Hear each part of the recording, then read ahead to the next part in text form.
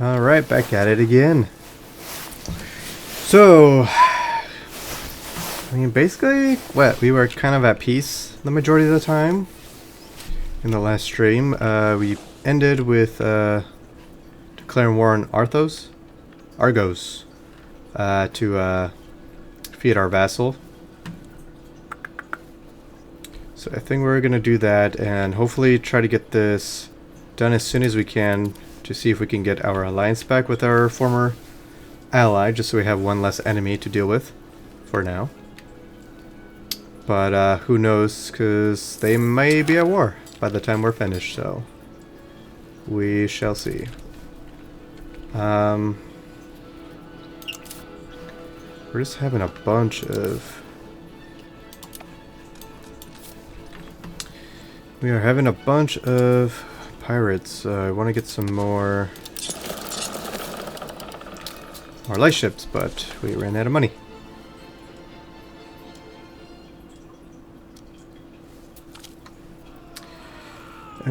Defensive, or do we want to go offensive? Let's go offensive.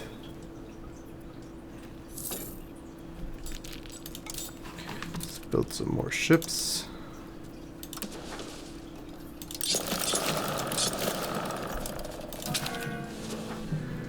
There's that old lady. She was part of the cabinet member.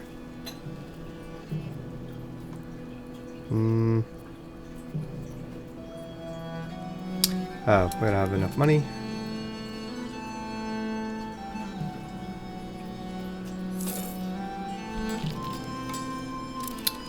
Let's see.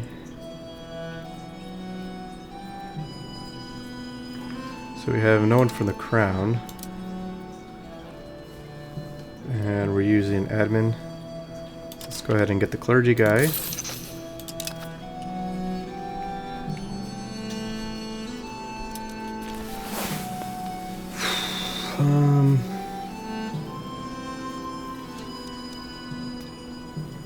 Gonna have to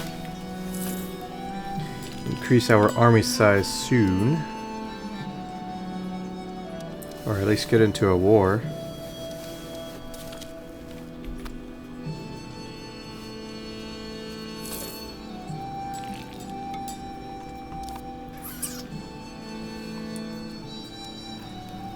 What is this, the heavy ship? Yeah, heavy ship upgrade.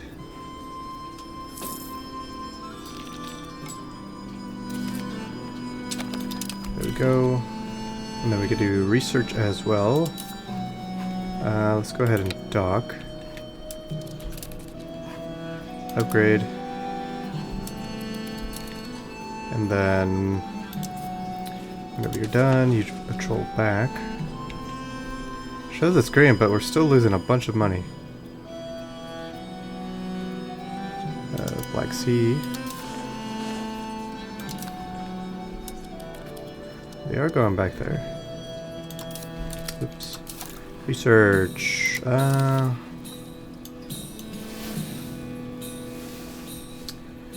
Promote institutions.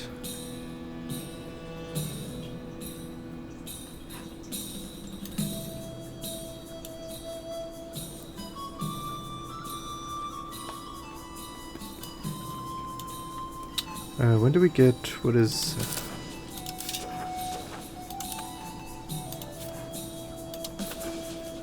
So paved road. When do we get paved road?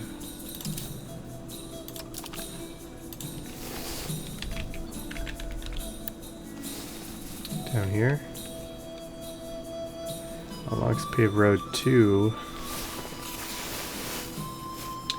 So faster movement, market access, and proximity cost.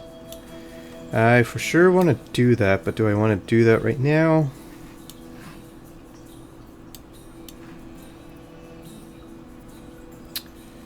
Weapons 2.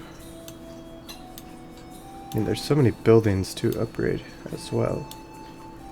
But I think army is number 1. Hey, Johnny.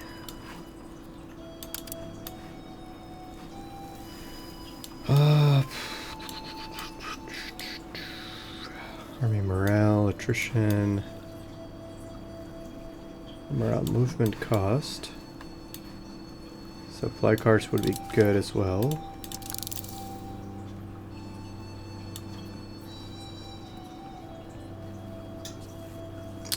Why city stores might be the most underrated. I agree.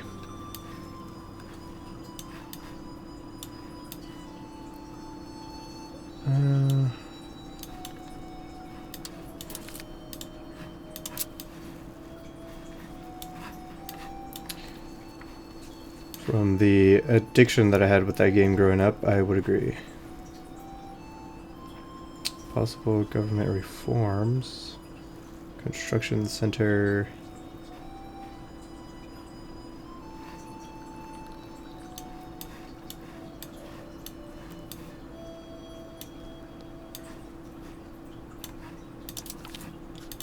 Levy size.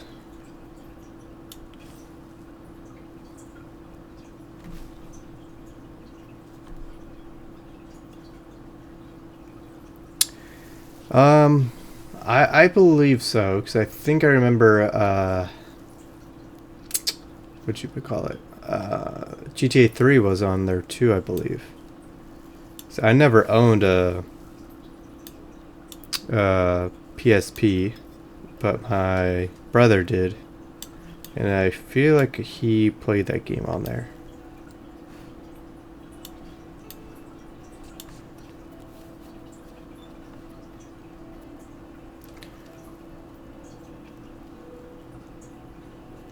Oh, the impact of how far an army can trace for a food source. Yes, please. As well as get army morale, attrition cost, movement when attached to another unit. I don't really do that.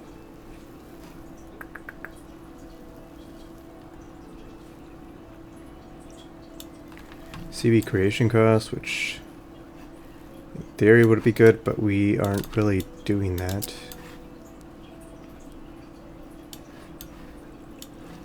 I mean, I think that and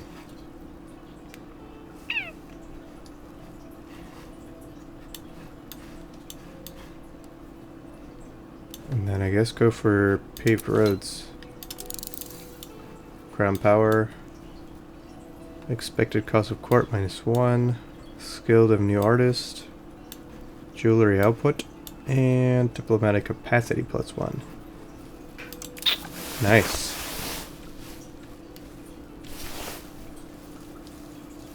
So how far are you on GTA 5? I'm excited Vice City is the setting for GTA 6. It's looking amazing. Yeah, I do like obviously more of the sunshine games, you know, like GTA 4 was just, I mean, obviously New York, it looks pretty sad. Just did the frame and shame mission. I don't really remember the names of the missions. I just know, like, whatever they are doing, the fame and shame. Oh, is that the one with the only thing that pops up is that with Tracy, and then she gets basically humiliated, and that's basically where Trevor and Michael meet. Yep, got it.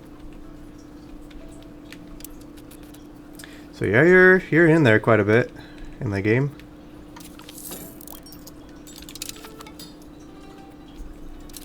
So 66.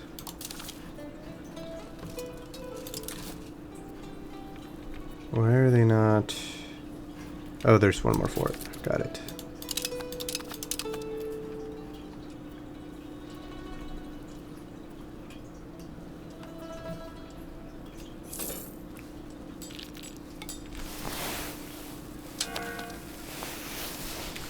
And I guess you're lucky you're old enough to play the game now. Because I believe they're having age restrictions now. Okay, now we have no more sailors. Lovely.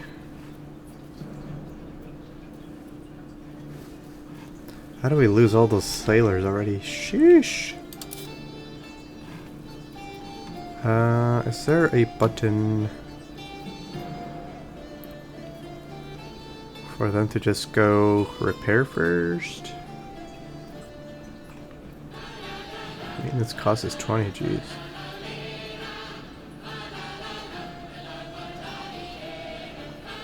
You first beat it when you were 10. Ah, geez, that's crazy. Yep. It's been that long.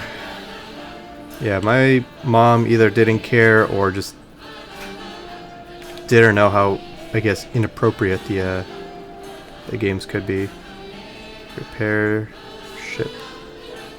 Send the Navy to a friendly port to repair itself.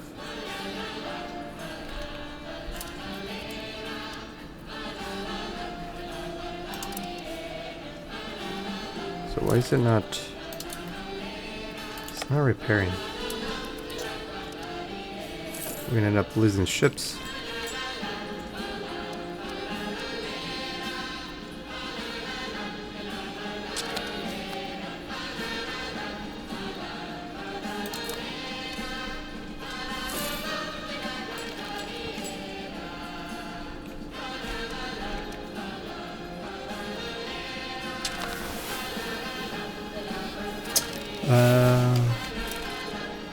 Okay, the truce with them, sure. Ah, I beat it already. Is that Byzantium that said that? Byzantium, you are nothing. How are you guaranteeing anything? You're a little squish.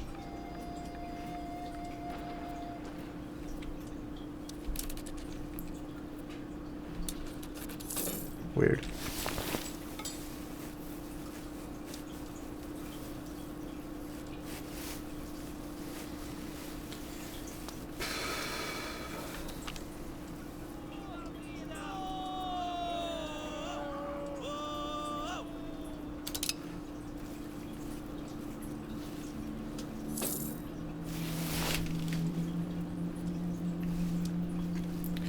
Man, they're taking forever.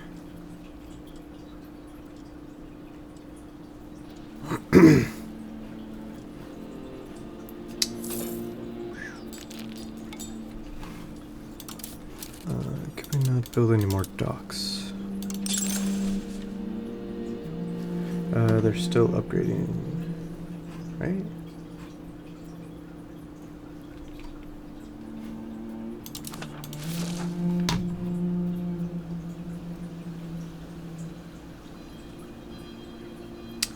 Building level 1.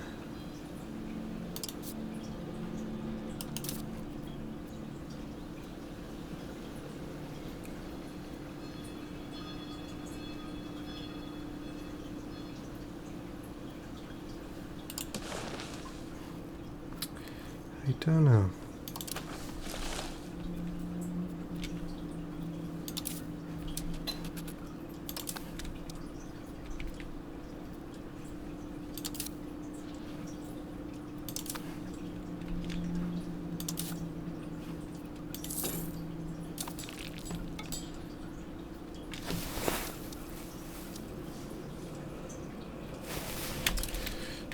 Why is France here?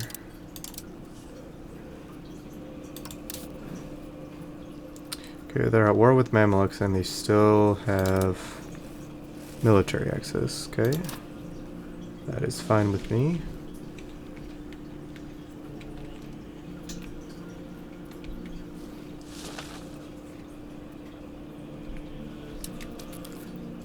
I guess they must be having some kind of civil war there.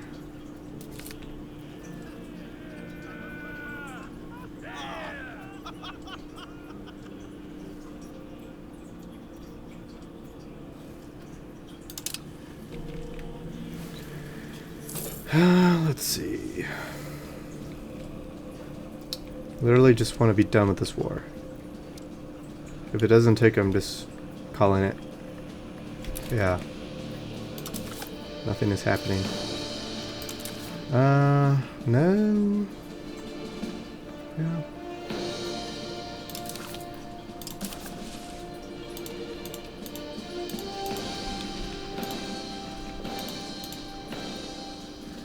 That's a 58. That's all their province. Give me all your money. And get out of here. And then I have an ally or a vassal that I will just give this land to.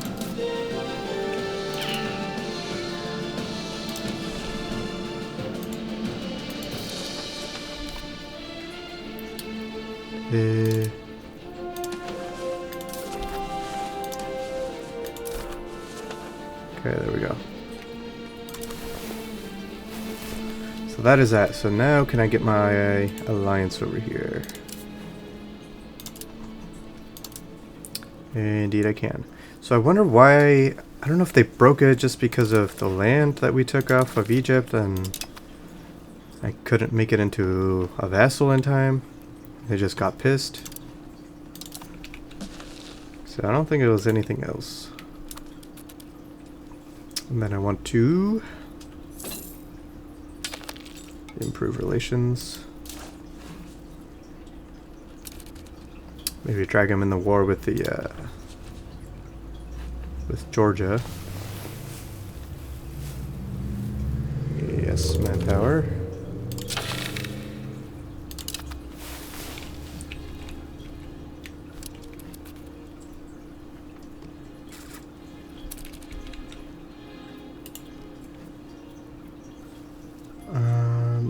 March 20th.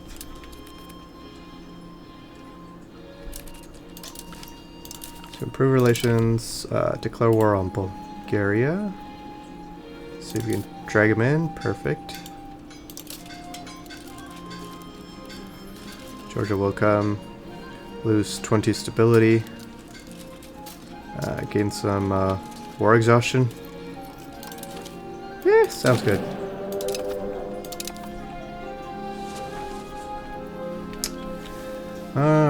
I don't think I really need to raise my levies.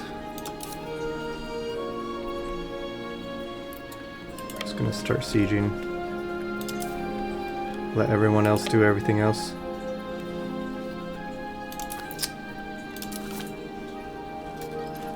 So we overpower them.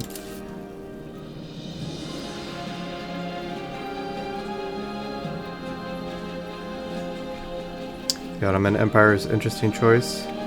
3 continents all around the Mediterranean. Yeah. Yeah, because you start as like a little blob right here. A little blob right here.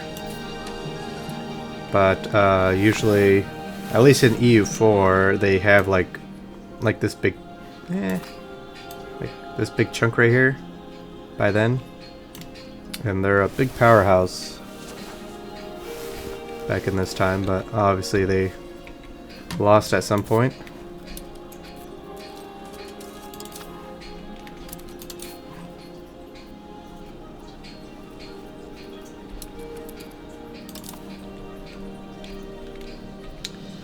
We could definitely go speed 4.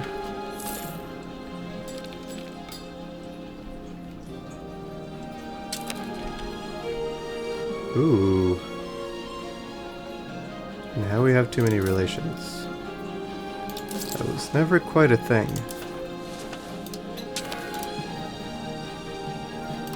Why did... Not sure why someone got upset.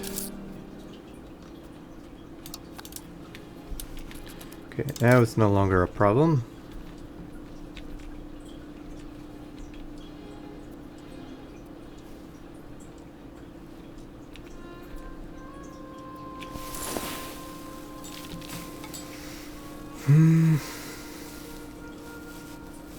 Still suffering with the having no sailors, even though we upgraded the buildings.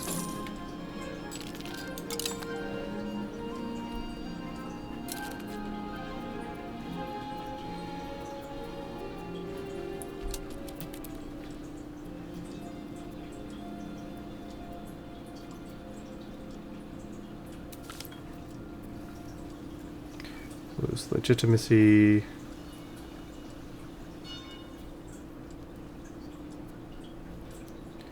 Local population speed minus 50%. Yeah, no thanks. Legitimacy it is. Oops. Is this the same person as always? Development cost. Monthly literacy.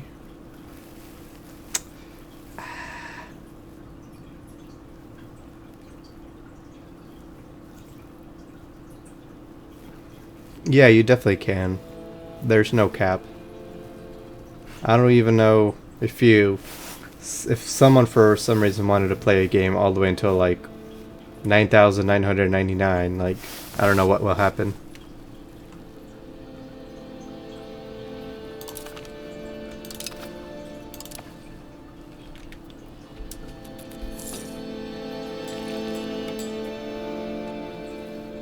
Let's probably separate, detach these units, and we're gonna come down here. When do you usually stop and start again with another country? Basically just whenever you want, like whatever your goal is. Like for me, right now, since this is basically my first game with EU5, like I'm just trying to go through all the tech and, you know, just try to see what my mechanics are as the Ottomans. So like, yeah, because it's pretty slow in the beginning of the game. It's better to have a bunch of vassals, but later in the game it's you'll have more control of your provinces, so most likely you won't need all of your vassals anymore. So I don't know. Basically, I won't know until later in the game, which EU4 it's 1822. I don't know when. Yeah, I don't know when. Technically, when the game ends, but even when it ends, you could still continue.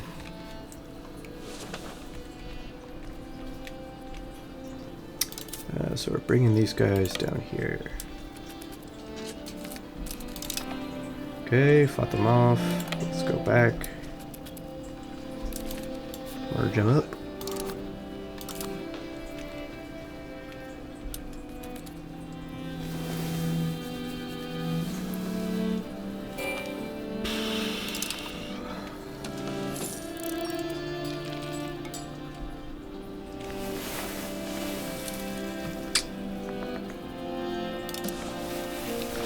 This is way different than EU4. Like EU4, you basically have full control if you have the same culture, same religion. Because if you take provinces from, like, let's say over here, which over here are more orthodox, obviously different culture. So EU4, all you have to do is convert your religion. First create a course, then change religion, then you can change the culture, or you could accept the entire culture to get like the full maximum tax out of them. But here it basically depends kind of like where your capital is. You have full control, and then it like branches out, so you need to basically build roads so you can get better efficiency and kind of your control slash it helps move. Your army can move faster, because obviously there's a paved road, so you can move faster, and whatever buildings could add some modifiers as well. But as the tech progresses, I mean, that will help as well with better control.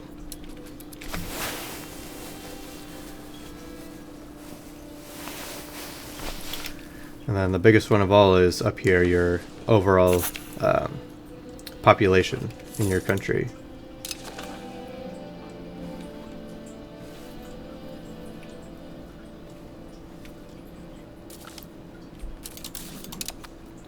Okay, got that one. Let's move along. How are we doing over here with Georgia? Oof, we could definitely get a bunch of like some war taxes from them. That would be lovely. cripple him a little bit.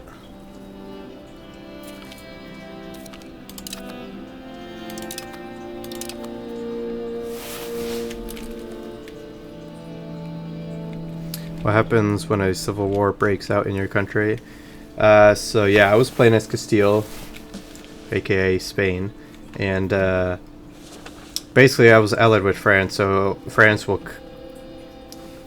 I think, I don't know if they I don't remember if they automatically came in to support me or I had to call them in, but I think they automatically came in to support and fight them off for me, basically, because France is a big powerhouse in Europe, so that was kind of nice. I was able to have that alliance, so basically I can turn off the maintenance on my army and push them into Portugal, because we also have we had an alliance with them, and just let the AI deal with it, basically. Because down here, like, you have rebels for whatever reason, so we have like pissed off Bulgarians, Armenians, Orthodox zealots, Catholic zealots, slaves from the Ottomans uprising. So I have a cabinet member who is cracking down the Bulgarian patriots, whatever that is. Yeah, so there wouldn't be any uprisings in my country. And then, like, I have a diplomatic overview of my vassals that I'm trying to maintain relations with, as well as my ally, to keep them happy, building a lot of buildings, cabinet members doing X, Y, and Z. And yeah, there's trade as well, which I'm not, still a noob on learning about that. But it seems like we are capped already, or we just can't get certain resources that people want. Let's go with the trade office.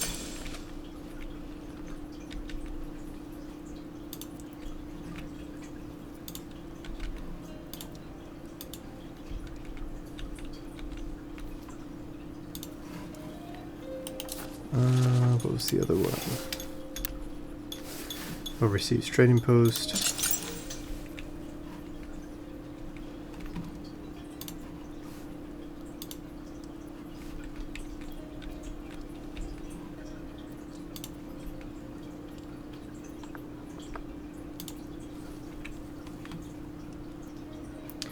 How historically accurate are global events? In a couple of years, Columbus is going to the West Hemisphere. Oh yeah, for sure, Johnny. This is why I like EU4 versus the other Paradox games. So right now, this is what the country knows of right now. So technology-wise, we're in the age of discovery. So yes, either Rome or Portugal, Castile, there's a certain percentage of someone, or even France or England, whatever the percentage is, will have a percentage of discovering the tech, per se, and the tech will start there. Like, let's say it's Portugal, they will discover it, and slowly it will spread. Once it spreads, you can embrace it. So yeah, they're going to eventually discover America over here. So yeah, historically, yeah, Paradox love their history, so yes. So we started earlier than EU4, so there's the Black Plague, there's other, like, measles and stuff. So in the beginning of the game, you, like, I don't know, maybe a year or two in, the Black Death will happen. So basically, almost everyone gets a reset of their population. There are a few things you could do to, help prevent a big death. But yes, there could be like a pop-up of Columbus, but not really a character Columbus going to explore the Americas. But later on, we're going to discover more land. Or if I become good friends with Morocco or something, maybe, at least in EU4, you can ask for share maps. I don't know about EU5 yet. but eventually we'll discover everybody else. But historically, it tries to go historical, but obviously different events could change things. Like, obviously, me as the player playing as the Ottomans, like, they're not gonna, you know, really break and fall. Like in 19 whatever. Can you like super speed it up? No, you can't. Unless you have cheats, which I don't know exactly, because you no longer have the cheats menu like you do in EU4. So I don't know if you would have to be a hacker and change things, but to be in order to colonize, you need tech. So up here you have Age 1, Traditions, 2, Renaissance, 3, Discovery. So right now we're barely discovering Discovery. So that's the Age 3, so no. You need Age Discovery, and over here, which I don't have embraced yet because we're not going to focus on colonizing, so over here in this tech group over here, the New World, you get exploration preparation time, modifiers, pretty sure there's like Conquistador, open sea exploration, allows you to do the exploration. You can recruit explorers. So I mainly was trying to play as Castile offline just so I can learn, I guess, more of the mechanics. But yeah, there's, because I don't know if you saw me or if I have streamed other Paradox games, so they have different ones. Hearts of Iron 4, mainly focusing on World War II. Victoria 3, focusing more kind of economy slash political. This one kind of having to do with almost everything. This is like more, I guess, I don't know, strategy, real.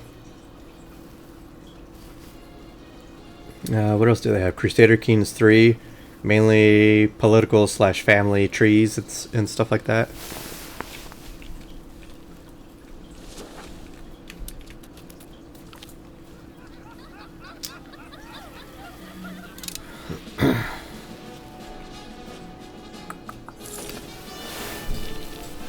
This sounds pretty cool. This game or the other games I mentioned? Or just like Paradox in general with their history and whatnot?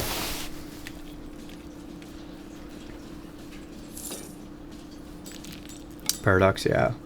I'm sure they have other games. Yeah, you saw me play City Skylines, that city building game. That's from Paradox. So it's not just pure strategy. But yeah, that one is one of theirs, I believe, unless I'm wrong. That's a throwback? Yeah. Why are they here? I don't like this.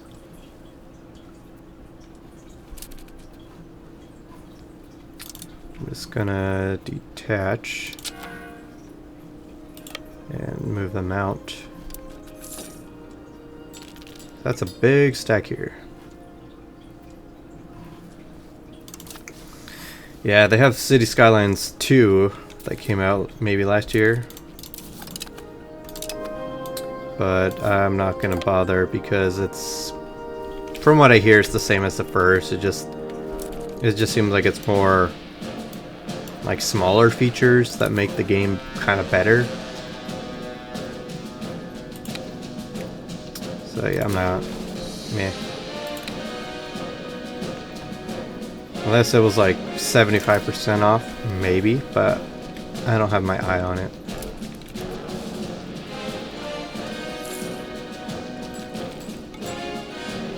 But yeah, EU5 right now is like very buggy, as you could probably tell at the end of the month, beginning of the month. It's like calculating everything for the AIs, all the money, all these numbers, and it just causes a lag. That's why I try not to zoom out because it will lag like crazy. It was one reason why I waited to get the game, because I knew there was going to be a lot of bugs. But I'm sure they fixed the majority of the bugs already. But this performance issue will probably be fixed later on.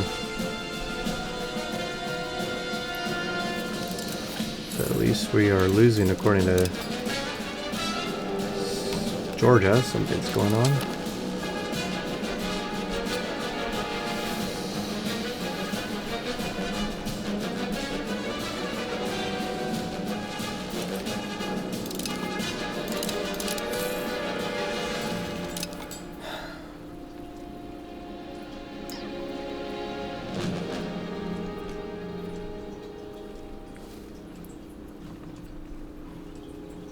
Okay, I don't like them just sticking around me. Just go elsewhere. Go siege.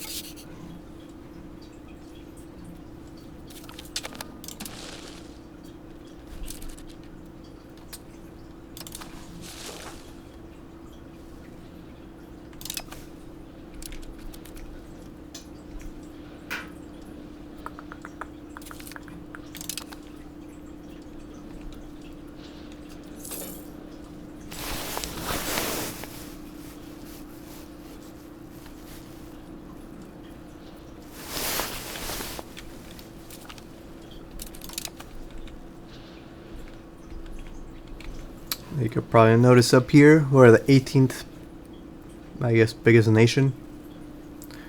We're the 18th power in the world. Yeah.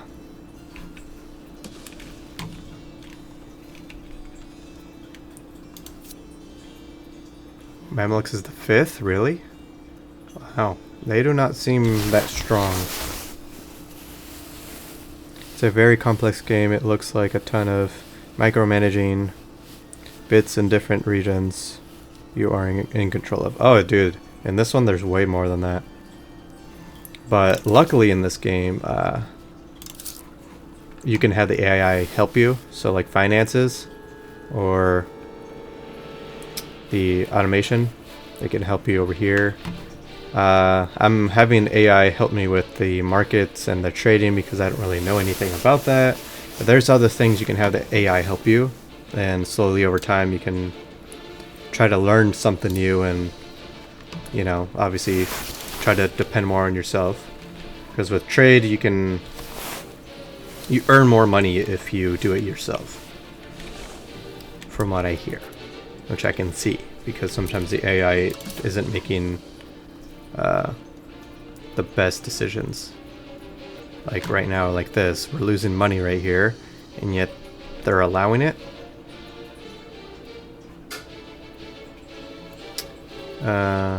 Wait, never mind. That's not it. Wrong view. Never mind. So far they're doing a good job at least making profit, but there could be other trades that we can make more money of.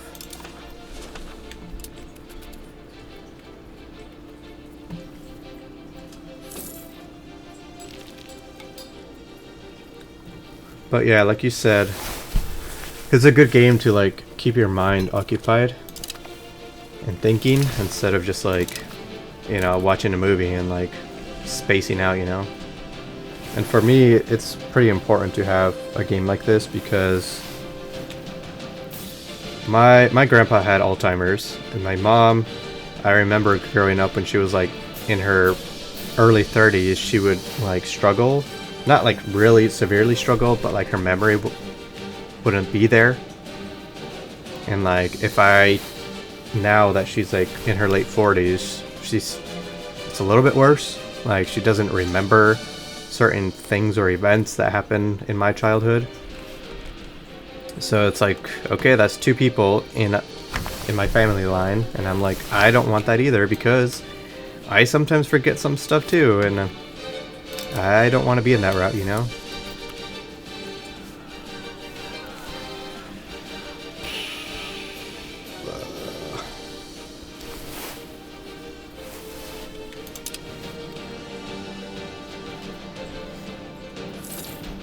We are done here.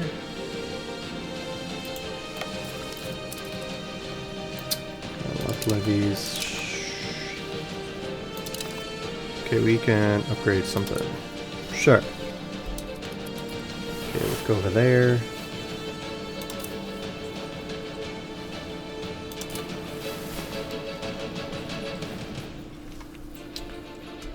We're at negative 9%.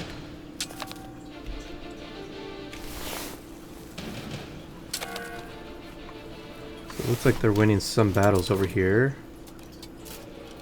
Yeah, their army went down, so hopefully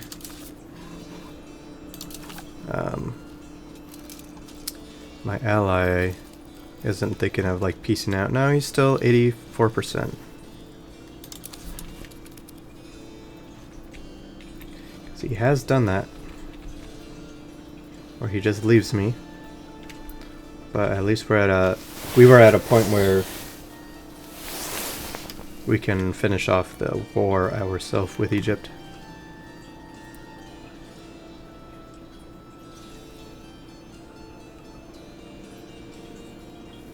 Exactly. I mean,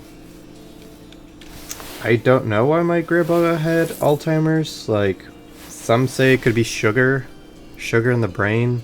Too much sugar in the brain or something like that will cause it. I mean, I felt like as an old man, he always made sure to do his, like, you know, his stretches and all.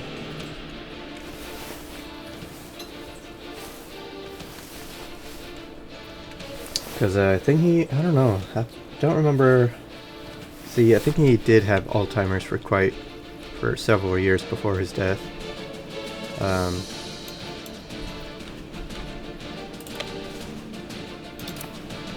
I don't know. It's just something obviously I wouldn't want.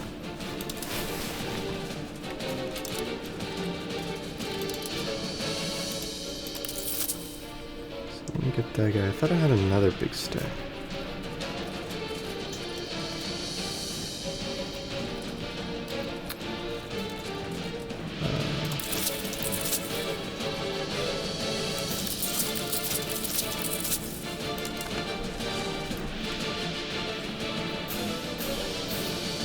Okay, so you're gonna come down here. I think we should, no, I don't want to lose. Then again, like, are they gonna break their damn siege? Like they're kind of doing right now. Okay, you just stay there. Hopefully that 13 stack will just leave. There's a billion causes.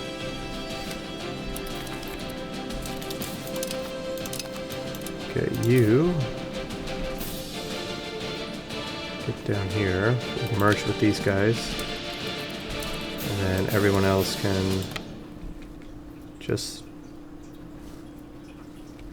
I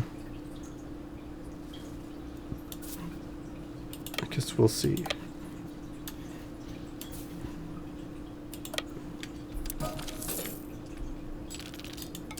Wow. Is this a son of a ruler's third cousin? Okay, never mind. Oh, he's dead.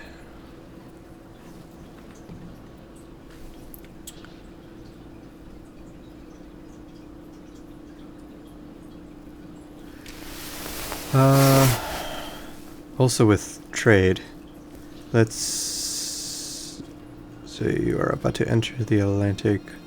Slave trade is one of the big triangles of sugar, tobacco, cotton to Europe, guns, and manufacturing goods to Africa, and slaves to America.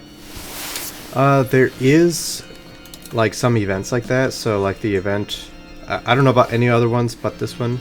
So basically, like when Canada is formed, they're gonna have like a big fur boom because there's a bunch of fur that will be profitable for them in Europe.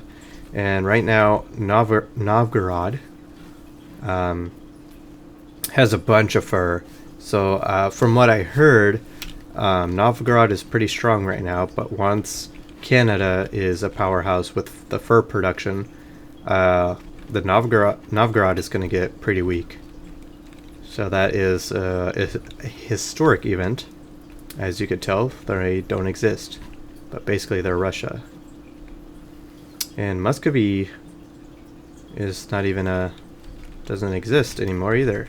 Usually Muscovy is the one who forms Russia, at least in EU4.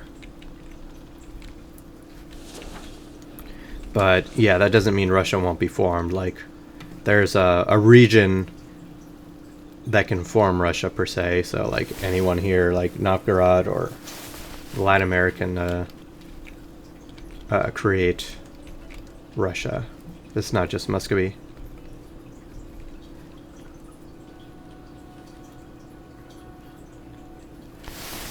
Since you're kind of far away from that, I'm not sure how that might impact you.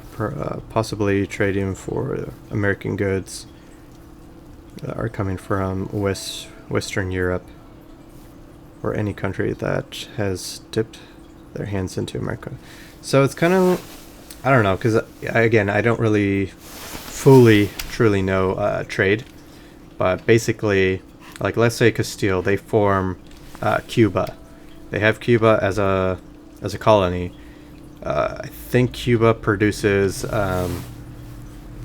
chilies, and chilies, when exported or imported, when Castile imports the chilies, it's going to be pretty profitable for both them and Cuba. So basically, it's going to bounce. Let's go to the trade menu. So basically, let's just say Burgos. Let's say they import it. It goes into Burgos. Burgos will consume as much as their population consumes them, and then basically from Burgos they can export it wherever, you know. So basically, it's going to come into like bouncing into different trade nodes until it can potentially get to me.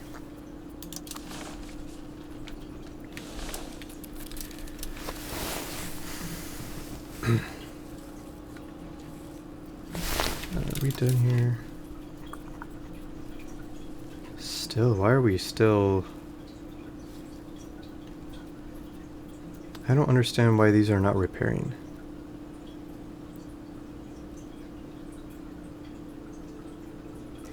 Oh, they're not because we don't have enough sailors. Got it.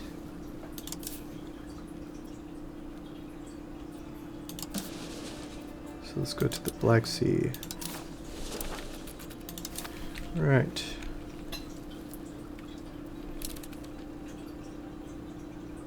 Can you stop things like a formation of the Soviet Union or events? No.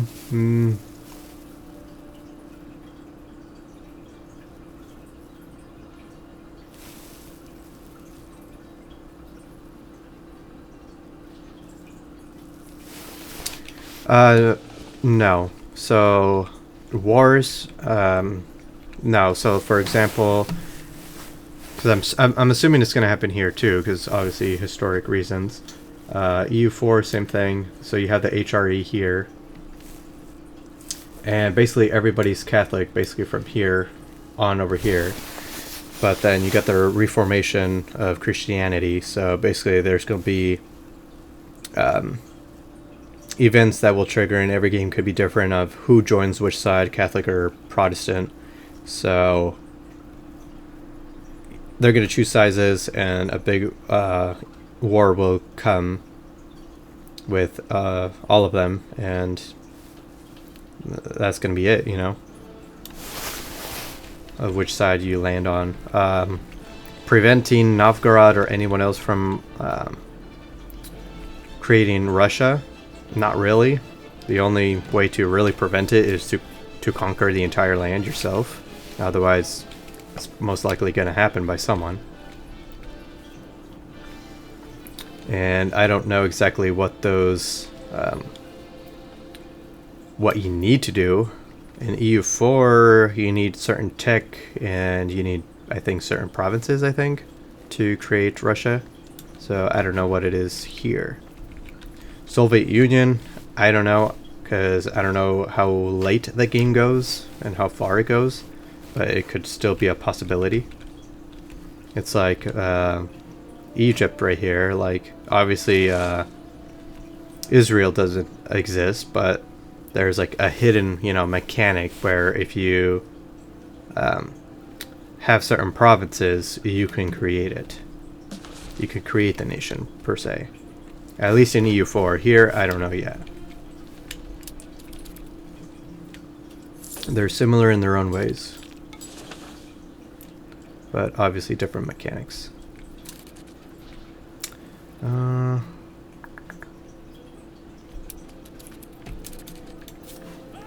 let's group you guys up. And let's go. Oh, wait, what? Oh, they conquered my... some land there. So we have an 8 stack.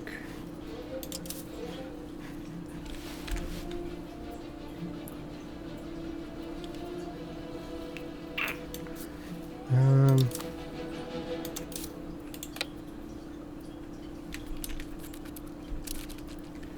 11 stack. What do they have now? A 23.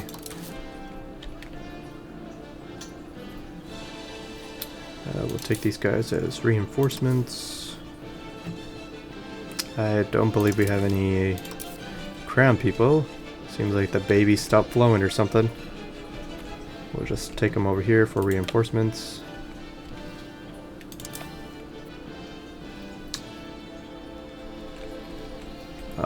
Yeah, because there are some major...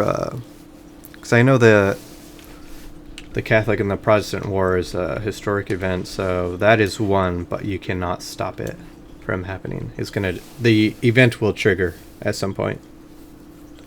World War, again, it just depends like how far the game goes and if that is a mechanic that was added in.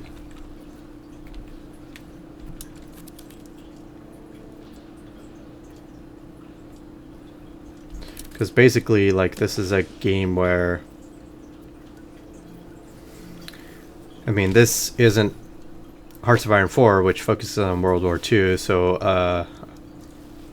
a liberal country cannot declare war just because. You have to be fascist or communist in order to declare war. A liberal, you can only join a war if you're in the Allies. So that's the only way to, you know, get into the war. But again, I don't know how these mechanics work in this game yet.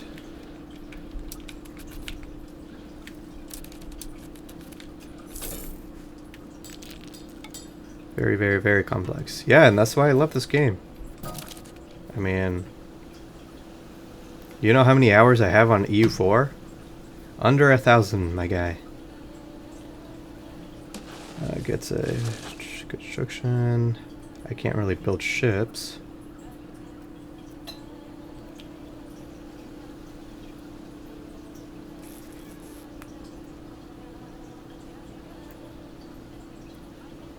Who cares? Just in case.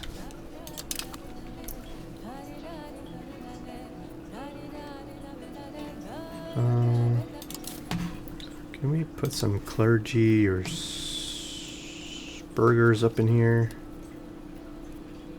Because I don't want just nobles, nobles, nobles. And that is a negative. Wow. Where's all the burghers go? It's just the nobles. I don't want that.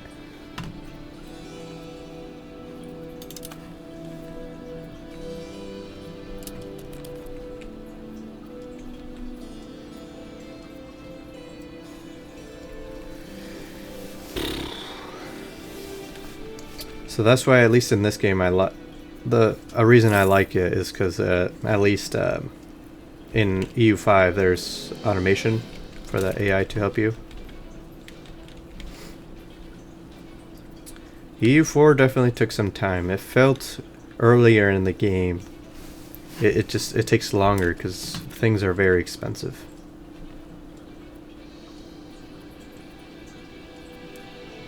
The buildings are expensive. And yeah, we will grant Yeah, I'm not giving you any privileges. Thank you. You can be pissed off for all I care.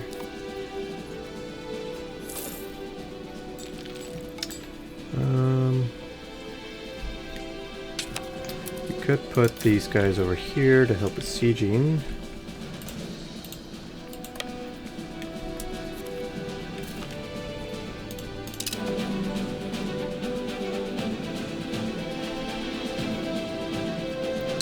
Why are we in speed 3? Okay, what happened? Okay, we have a rebellion. So like we're mentioning, Johnny, about rebellions.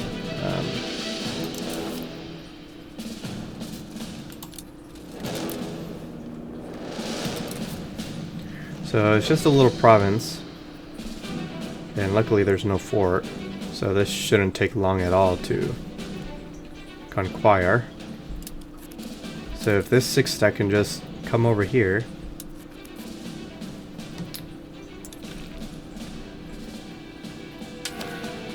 Which they're not even doing anything, jeez. Okay, now you...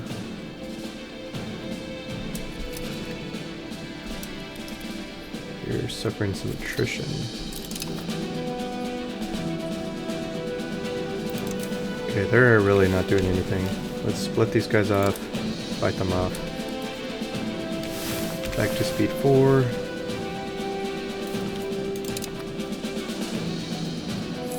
Yeah, I don't know why they're not moving. Oh, it's probably because they're disloyal right now. They're not happy with us, yep. Disloyal vassals will not join your wars.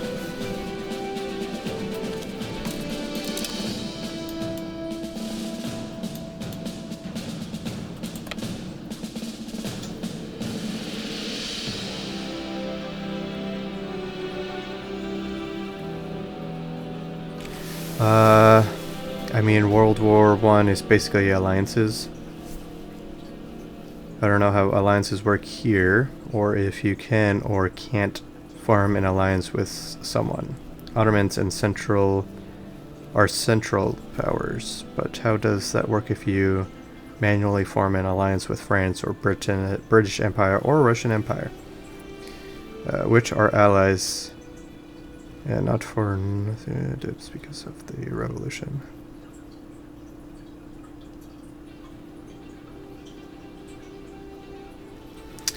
Yeah, it's pretty impressive. Yeah, that's why there's a bunch of lag, because it is a lot. So yeah, so Hearts of Iron 4, there are factions. So that's kind of what you're thinking. Faction, you have the Allies, you have the Axis, and whatever the Soviet Union name was.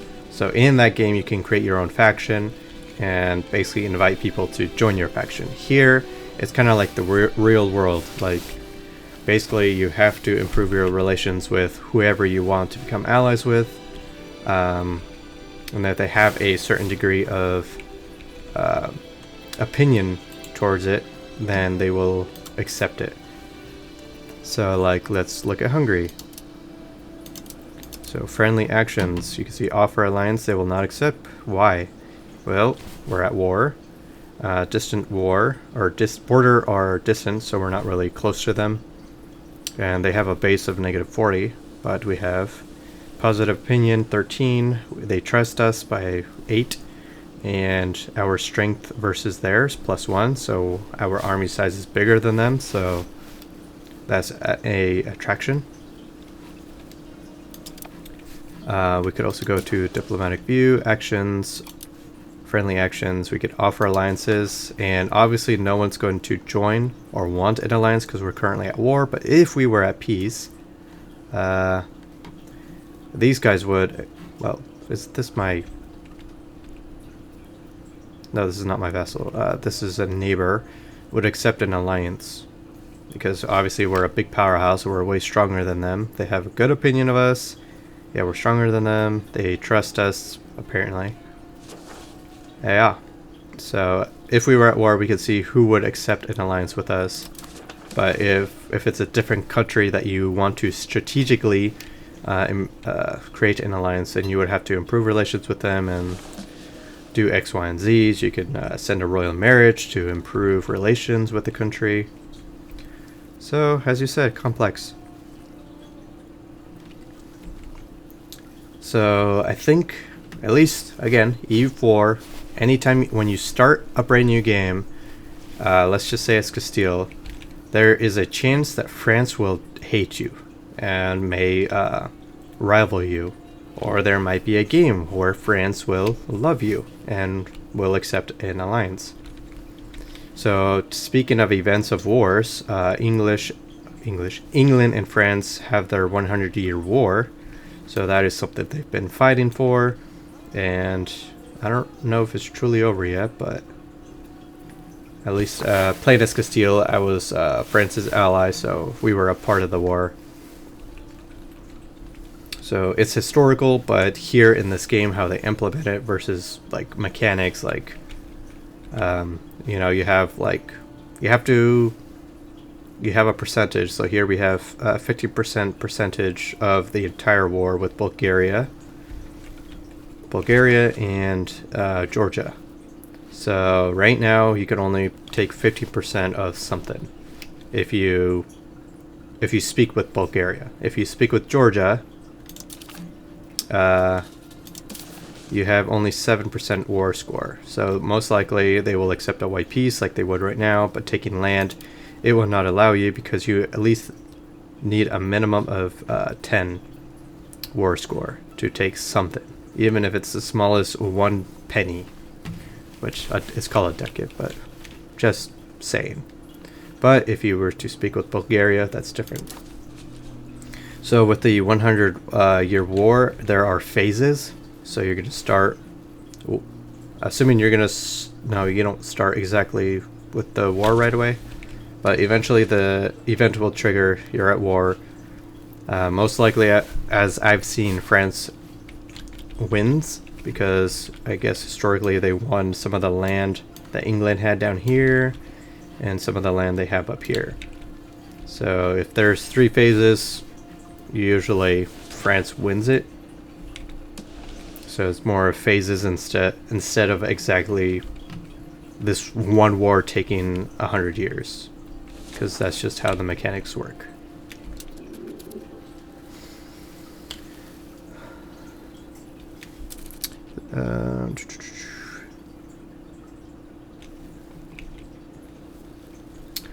So yeah.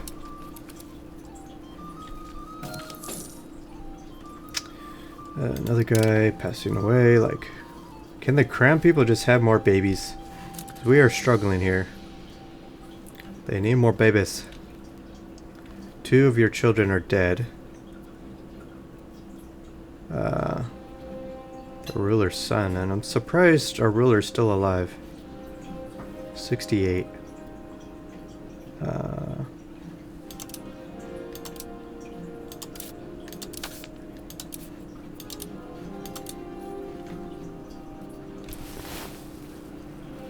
So I guess this is the heir.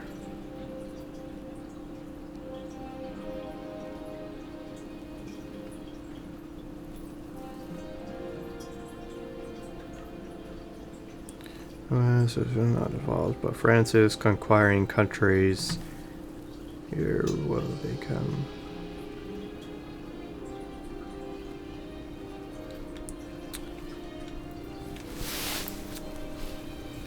So again, it depends if that mechanic is in the game. So at least EU4-ish. France usually, you know, they're not historically, obviously they don't like go and conquer, you know, all of Europe. But they could, if there are random events that fire, like they could go and conquer South, get Aragon, but usually they focus on like all the little countries that are here. Because I don't know if you remember seeing what France looked like earlier in this game, but they're broken up like crazy. So they usually get some, I'm assuming they get certain events where they can like have all these little guys as vassals, and slowly they start integrating them, but usually they kind of focus on their own territory, how we know France, and they might, you know, go in here a little bit, but they focus kind of on colonizing as well. Sometimes with England, like England might take Scotland, or somehow Scotland might have their own territory and England somehow can't really beat them because Scotland might have a alliance with France. And so France kind of protects them basically. And then again, England focuses on colonization around the world. They kind of go historically, but it could change a little bit because that is kind of the fun of the game. Like every game is going to be different. There is a I don't remember clicking it, but at least EU4 there's a button where you can click for things to be more historical, and or you can disable it so the game can do whatever.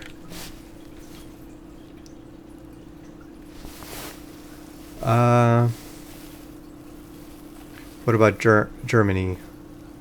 If you're playing as that nation,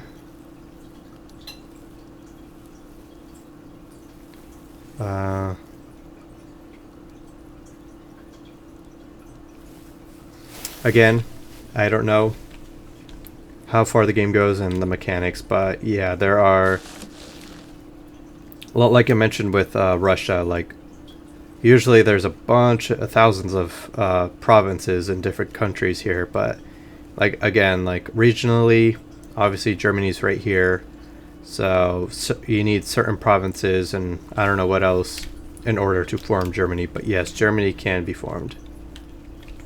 But historically, like obviously the Nazi Germany is probably not going to be a thing, but you might have modifiers, like, I don't know, per se, good troops or a manpower modification to have a lot more manpower or something.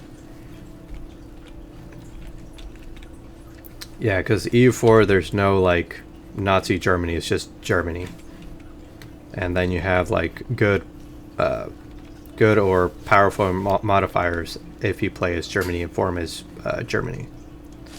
I heard like Prussia is like right here somewhere, like same with them, like they can form Germany, but they themselves have good modifiers.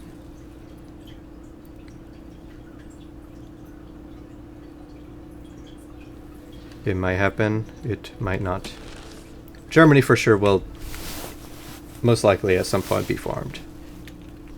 Nazi Germany, no. Like it's not, I don't think it's gonna historically like Hearts of Iron 4, like Hearts of Iron 4 Germany, yes, it's Nazi Germany, like Hitler is your character, and yes, it's obviously all conquest. So to be fair, if you are forming Germany yourself, it won't happen because it wouldn't need to. Wait, what?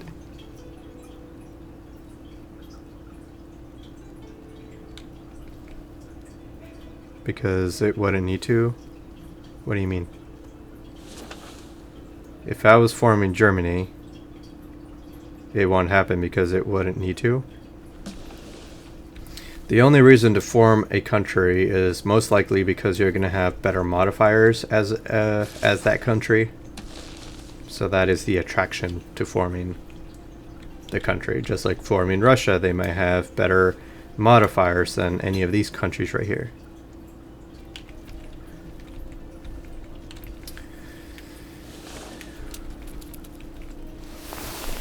Yeah, I don't know. Maybe you can search up EU5. Like, how long does EU5 go?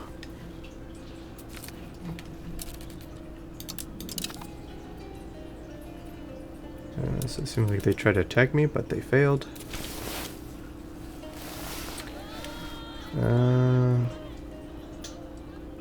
Noble estates +5, peasants estate -10.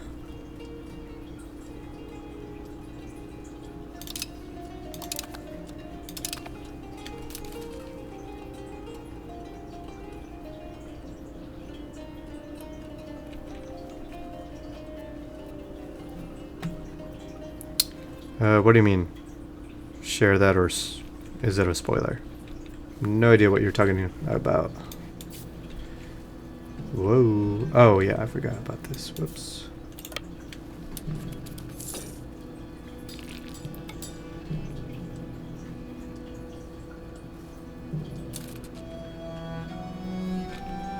Oh, yeah, for sure. You can tell me. It's not really a spoiler.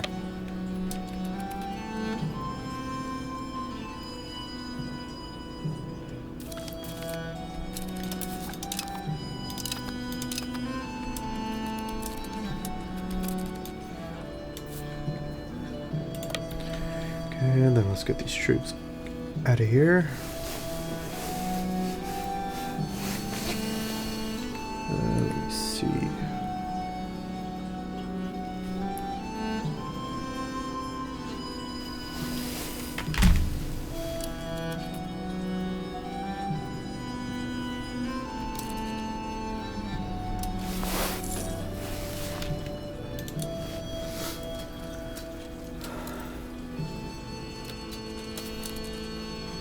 No, do not attach to me.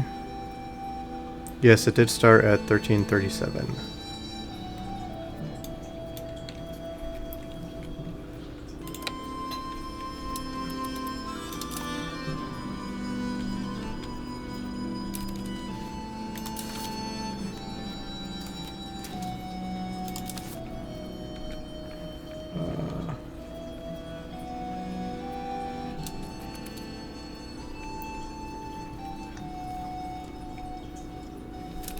According to AI, it ends in 1836-7.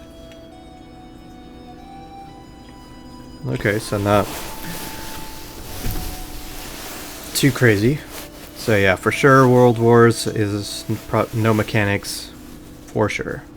But as you can continue the game, but it just won't have any of those events. Yeah.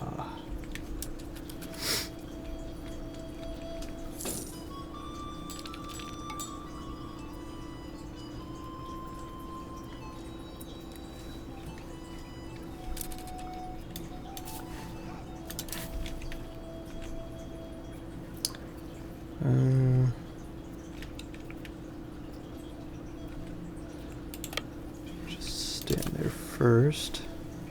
Need to upgrade these ships.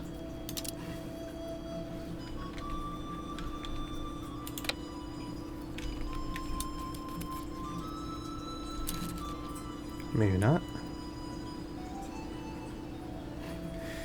Okay, I thought I got new heavy ships.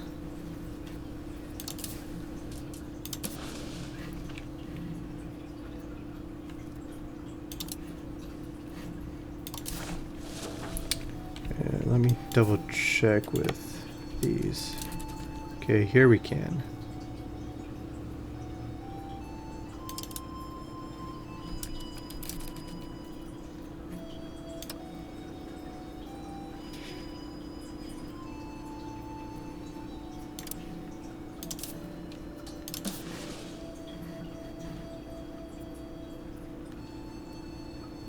Galaxy's up there, then there. Where's...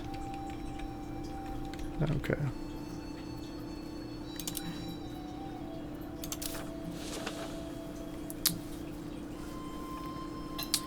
Okay, so apparently it's way more complex than that.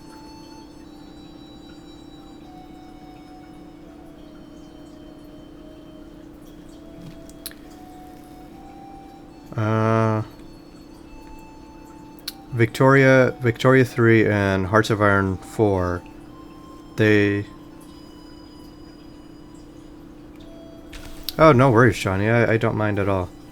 But yeah, Victoria 3, Hearts of Iron 4, EU 5, they're Paradox games, kind of focusing on different things. But similar in a sense. Kind of. Just different mechanics.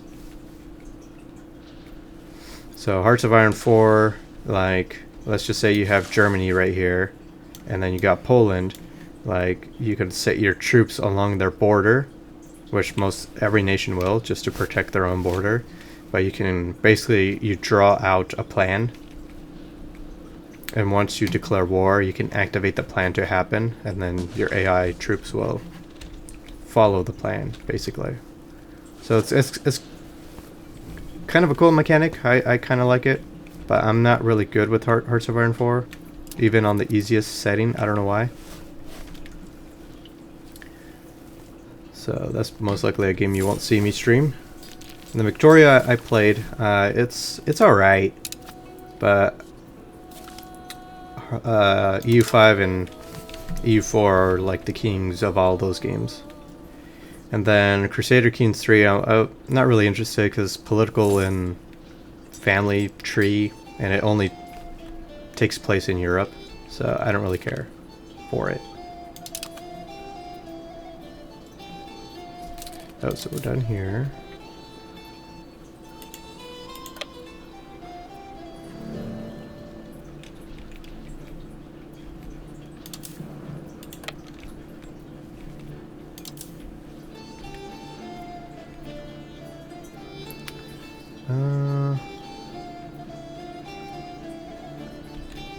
So we're blocked by a fort. So all the progress we made is gone now, even though George is weaker. And my ally is 65%.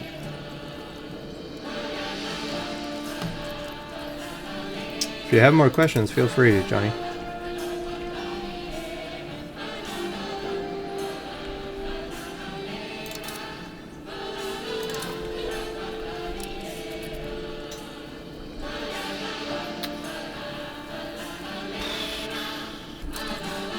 Ooh. That's deadly.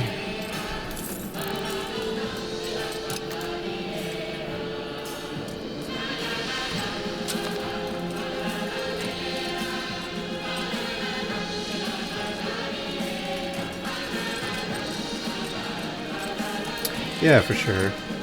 It's like I guess the most complex game from all of the other ones.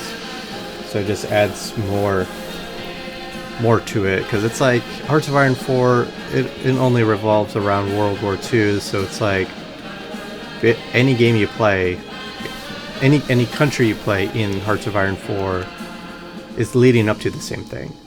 I mean, yes, you can be the United States, you can try to have a fascist, kind of turn your country into a fascist, and then you can create your own faction, but everything leads to World War II, so it's like, it's not really as interesting. Victoria 3, it's like, you're basically building a lot of buildings to support your country, to support your military to expand. And then or to colonize as well. And then, I don't know, it doesn't seem like as complex as EU5, so yeah.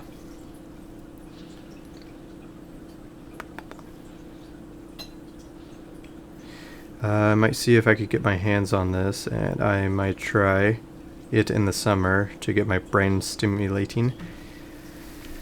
Yeah, I mean, that'd be fun to play together. So far, I don't think I have anyone on Steam that likes to play this game. So that'd be cool.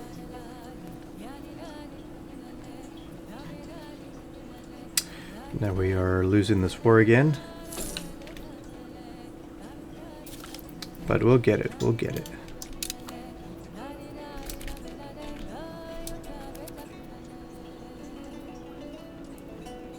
We will bounce back. Can I get these guys over here now? Oh, we can. Good. Oh, we got the new bay. So our leader died, and now his son is in charge. Rest in peace. Are you married? Unmarried children. Well, let's change that and get you a hubby. Let's go down here. Yeah. Make some babies. May you be fruitful and multiply. And you are... You have children. Why does she look mad?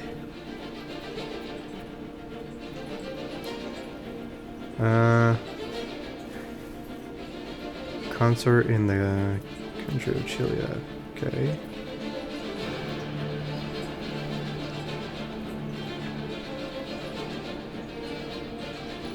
Question is, how do you fail and what happens if you lose all of your territory? Well, end of game. Yeah, I mean, there's different ways you can lose, like a different power declaring war on you, and you're losing a bunch of land, and then basically you become nothing. I mean, that's kind of it. I mean, there could be other ways, but like that's kind of the main one. Like, you need to focus on trying to find the biggest ally you can find. So for me, it was these guys right here, because we're almost, I think we're like almost like the same power. They're the 27th greatest power, or the 19th. So they were the biggest. Maybe might be bigger than them now.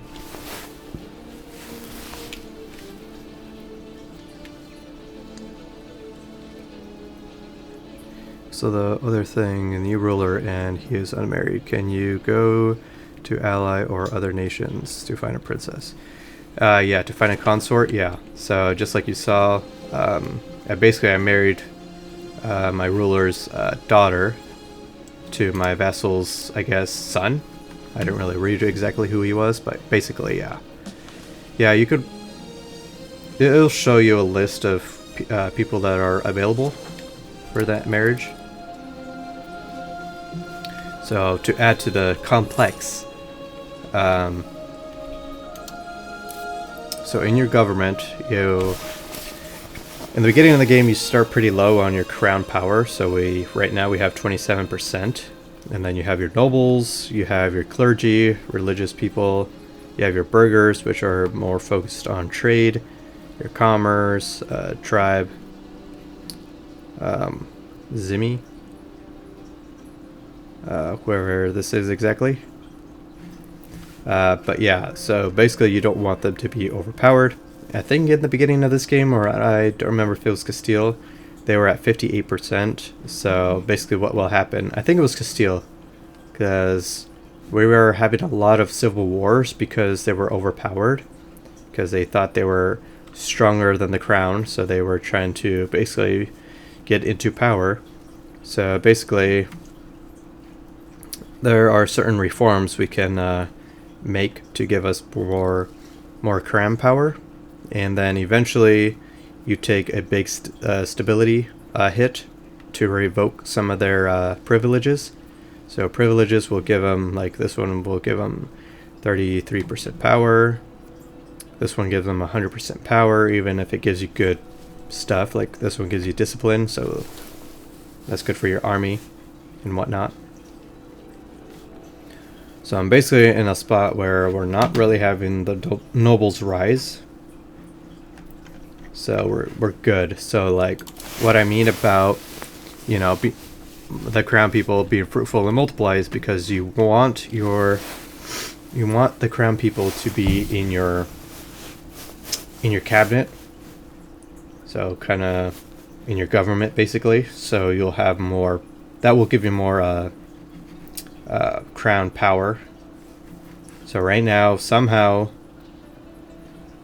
like all our crown women died who I had here in the cabinet. So we were at like 31%. And then like all my generals that are crowned have also passed away, and I don't know where their babies are at, or if there are, or if they somehow changed to nobles. Because this guy's wife is apparently a noble, which I don't know how and why. And she is the ruler. of one of my vassals. Or maybe not.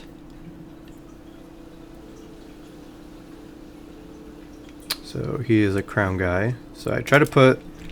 maybe that's where they disappear. They disappeared because I've been putting them in the my new vassals. So that's why they've been disappearing, for one. So this guy's kids are most likely married off or something. Because it's showing them as nobles, which I don't understand. Because your dynasty is of the crown.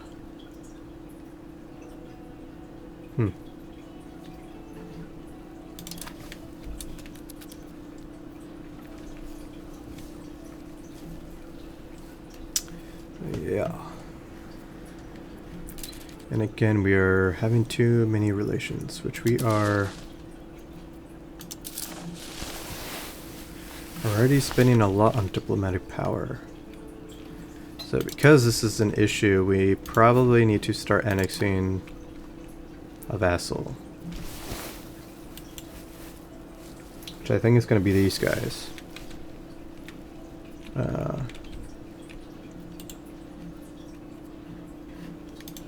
I mean, it could be someone else, but... Because I think we have the same religion, same culture, so those are the ones you would like to annex, because it's going to annex much faster versus someone like maybe over here. I think we have the same culture because I enforced it, but we may not have the same religion. So that's going to make the integration much slower. But from what I heard from, who was it, Snowlab Gamer earlier, I think you only need to do one of them. But it would be nice to, I guess, do two of them, because my vassal has their own cabinet for them to convert their provinces. Because currently, since these guys only have enforced culture, they've already started converting their culture. Because I think in the beginning of last stream they had maybe this little chunk right here, and now obviously they have like maybe half of their country already changed. And so we want to do the same thing with an enforced religion, so they can change the religion from Orthodox to Sunni. Because if I integrate them myself, then I have to change them all. And I only have, what, 5 cabinet members, and they have, I don't know, 4. So it's more help. So I think I want to enforce that. Because I already have one country right here who is upset with me because I enforced culture on them. So, like I mentioned, they are not going to enter my wars. So, because they're already unhappy, can I enforce... No, I can't enforce religion yet because they're still unhappy. So, they have to be positive towards me. So, I'm thinking, because we have too many relationships, we can probably enforce religion here, which will mean that I don't know if they're gonna straight up leave the war or do a separate peace deal. And obviously they're not gonna have their levies up, so they're going to not be as strong. Because having a stronger subjects means, I believe, if I'm correct, the diplomatic capacity will increase because of their army that they have risen up from their levies. Where are they at? Right here.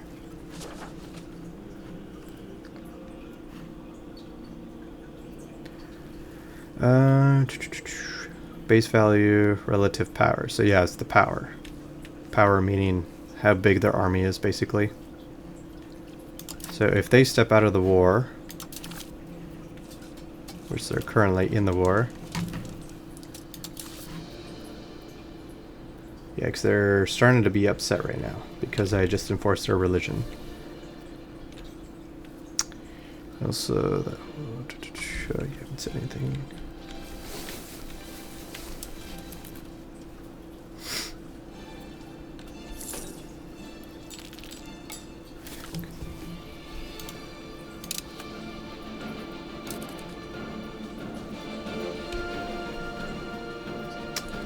I was also trying to make sure that the smaller vassals are the ones I'm trying to focus on first, and trying to enforce culture or peace. No, not peace. Religion.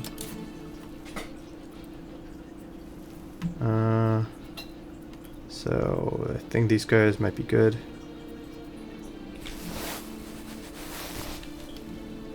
And I have these guys. No. These guys over here. Because they're small, they don't really have a big army, so they're not going to be much help. So I'm focusing on the small ones. They can be pissed. And then just focus on one bigger vassal at a time.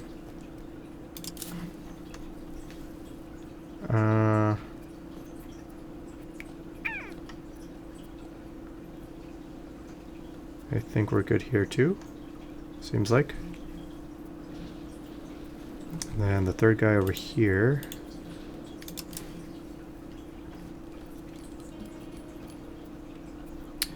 I think the same thing, because I don't see enforce anything.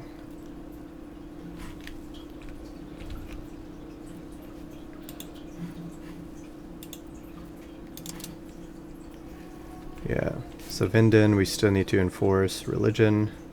What about Nis? Enforce religion, enforce culture, so we haven't done anything there yet.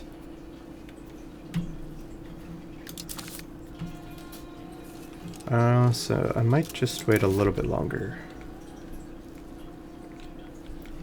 Because my ally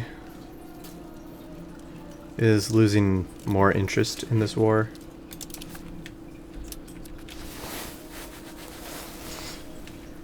Oof. Oof, oof, oof, oof. We're getting attacked over here.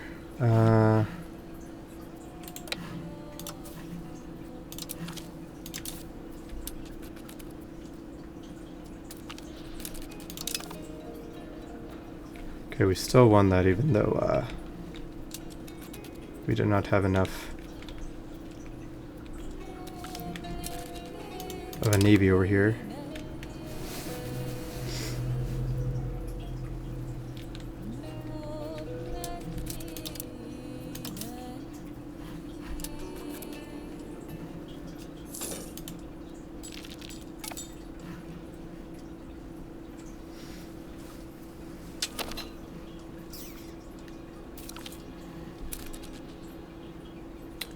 Coming of age, I don't care. Man, there's so many guys here.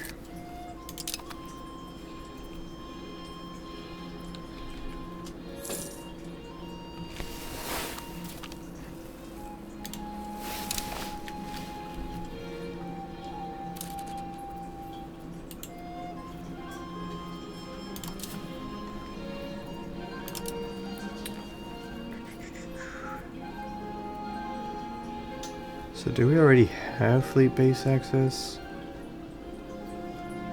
So we have a diplomat, so I'm assuming we already have it. Because they're our subject. So I don't know why we're losing attrition if we have our vassal right here in this tile.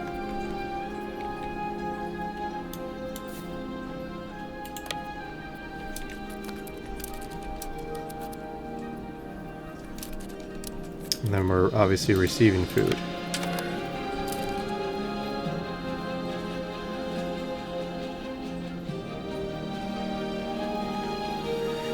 Just because of the naval fort? I don't know. Like, unless it just means like they have like some long range something that's they're going back and forth, like, I don't know, catapult or something. I don't know. I guess that would make sense, but...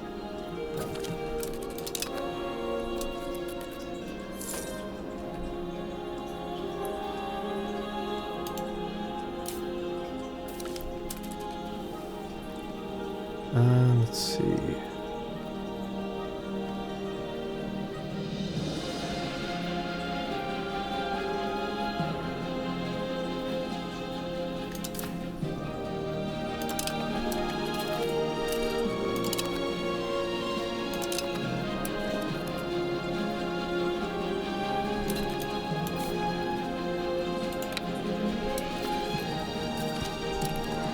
Siege successful. Let's move them back in there. You guys. And get a move on.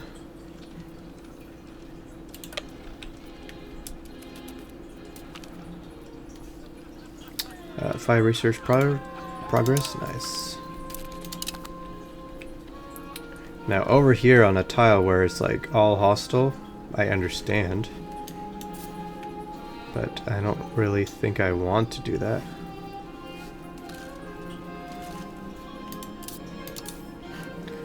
Okay, so you guys just go ahead and patrol the seas again.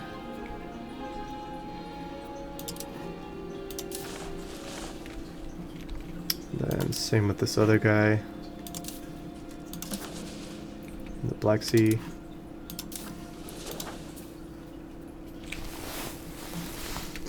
We do have a crown guy over here.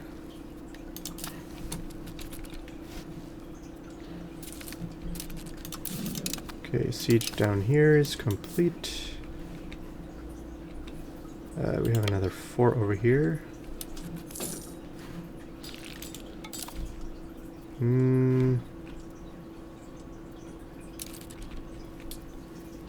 Could I detach? I mean, I don't think I need to. I mean, what's taking a while, huh? Dang.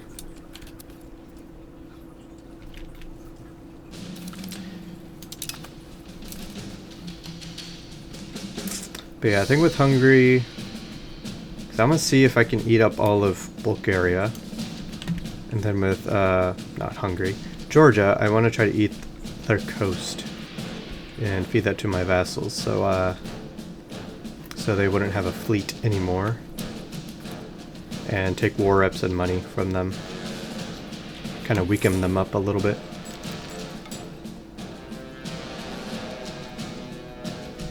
Yeah, so we're still big as, so my vassal, yeah, my vassal's still in this war. Even though they're disloyal. I guess they may not be able to break out of it, I don't know. Oh, are we done here already? Oh no, this wasn't a...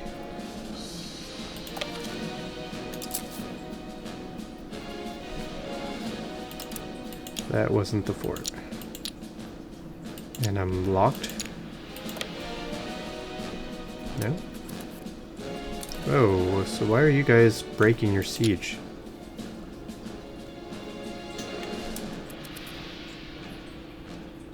What happened there?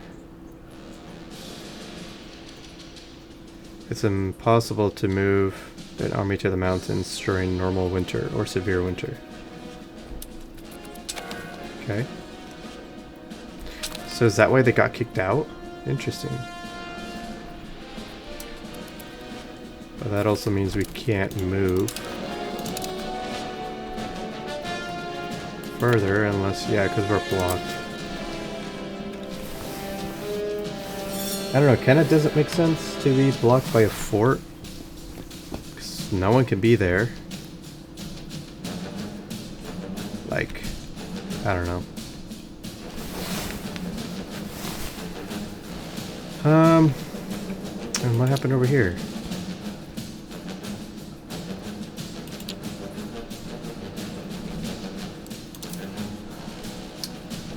How big is their...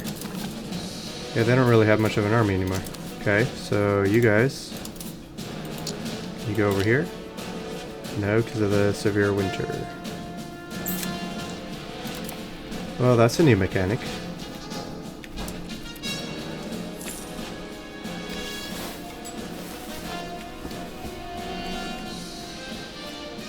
But that still means we can't progress unless I get my navy over here.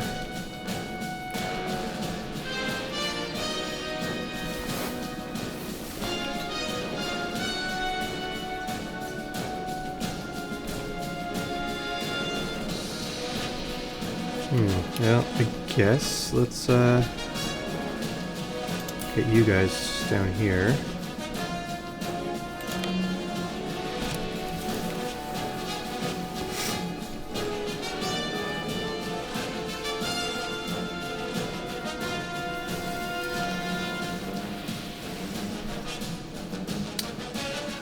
We gain upkeep, trade efficiency -5 or lose stability. Lose stability.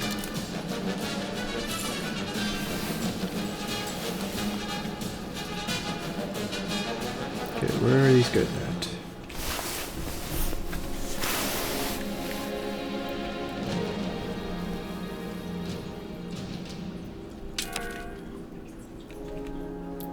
So you guys go here.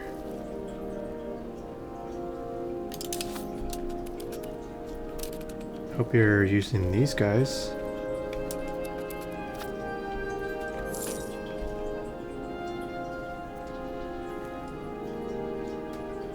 And the lag though.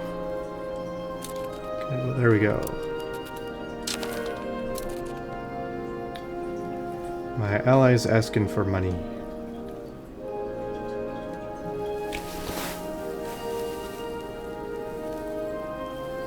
Sure.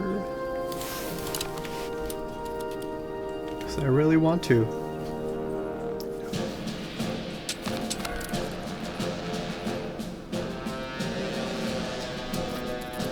We're using all the ships now?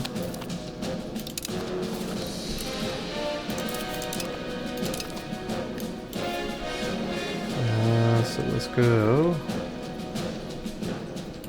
to the next capital. Or fort.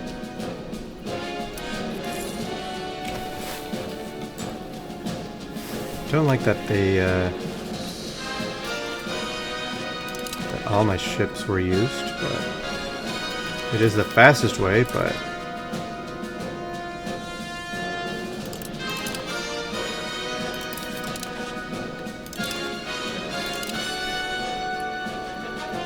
are we still waiting?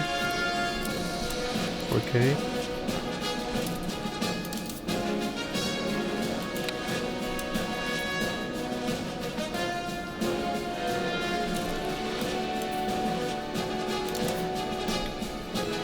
Okay, let's go here and then the fort.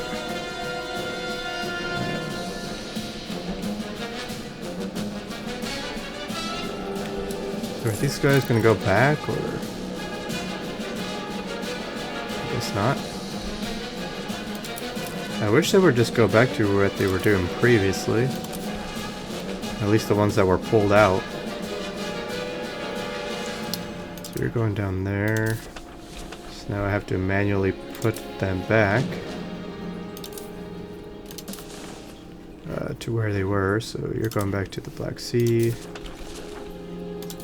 And the other guy here.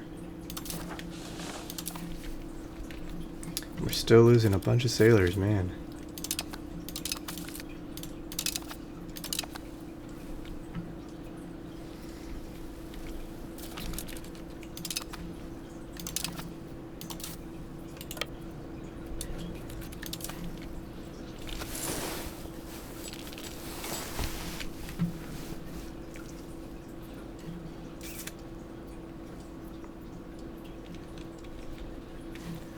Okay, so how is our ally now?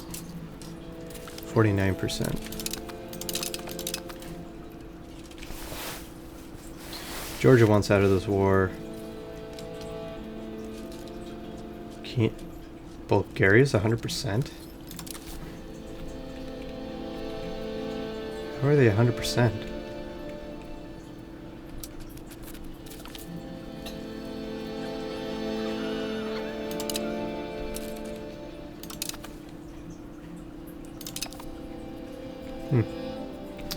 And then we are maxed on manpower.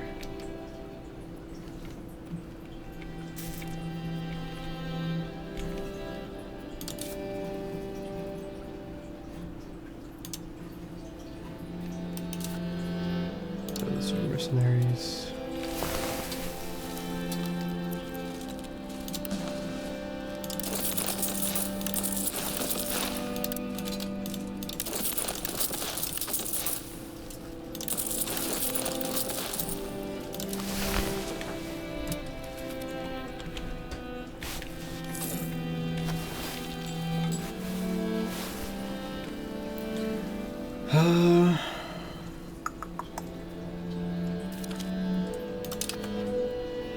Even 26% is not a lot. Got another 5-stack coming in. Okay.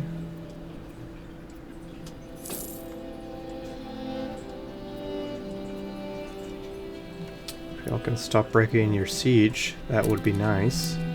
Like, why are you sticking to me? That is annoying. Leave. Like, literally, this 12 stack can be sieging this other fort. But instead, they're sitting.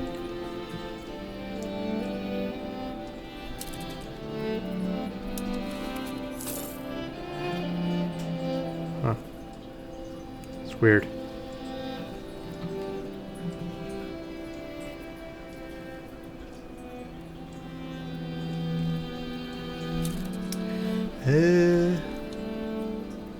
What happened here? The fort.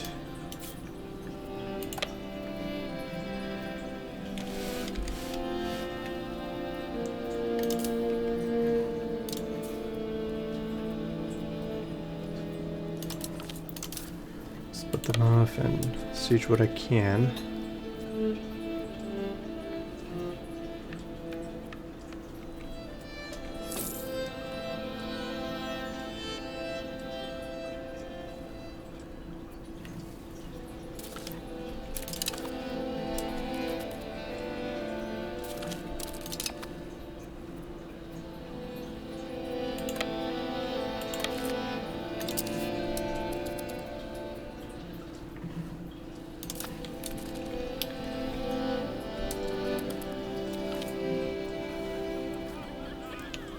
Grand Palace. Lose a little bit of money, gain prestige. Sure.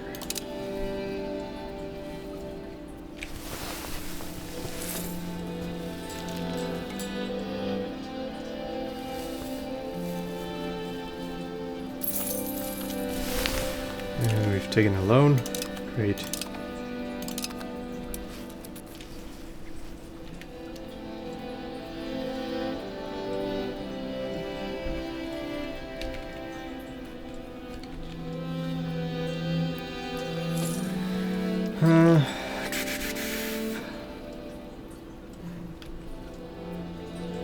Yeah, we just can't really take anything of Georgia. Oh, it's 100% now. Why is it 100% now? Is it because it took a long time? It was started in 87. So 5 years. So if it's like the same thing as EU5, like if it lasts 5 years, I believe, like you get 100% war score because it's taking forever. But if I go individually with Georgia, I won't get much. So I have to go through Bulgaria.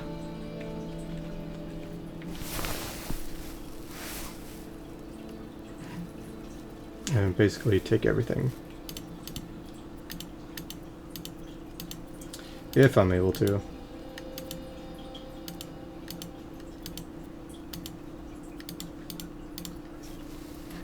Oh, they have some up here too.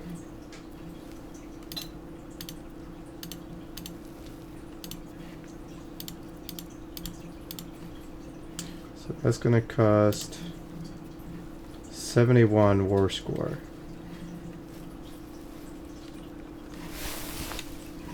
And that's gonna piss off, well, Bulgaria, you're not gonna exist anymore, so Serbia, which doesn't matter because they're a vassal, so they can't control or declare war. And then really no one else is gonna join the coalition. So how much land can I take from? So really not much from Georgia. But from Georgia, I would really like some war reps. Oh, look at that money. I would like to take money away from them and war reps.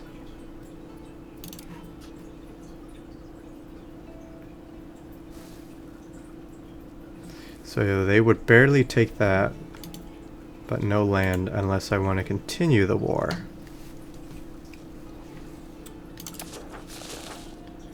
I would kind of like to end the war just to get rid of this. Because of my vassal's power is a little too much. We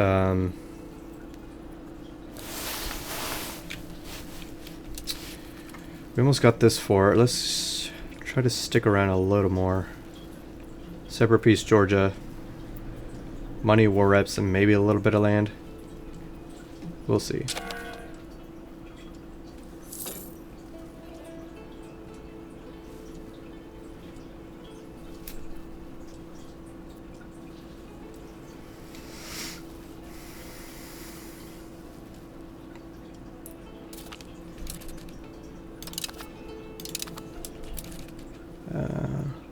So what is going on here?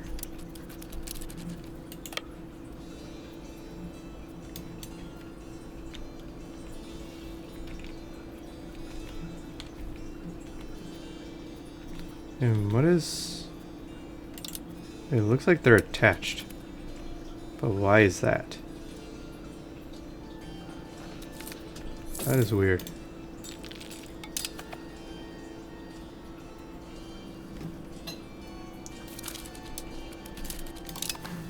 Do not attach to me. I don't know why that keeps turning on by itself.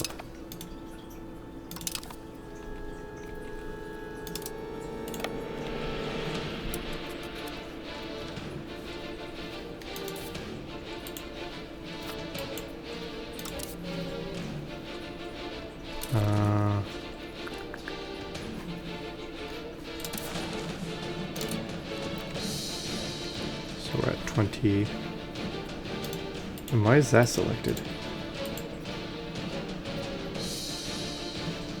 So, money, war reps, land.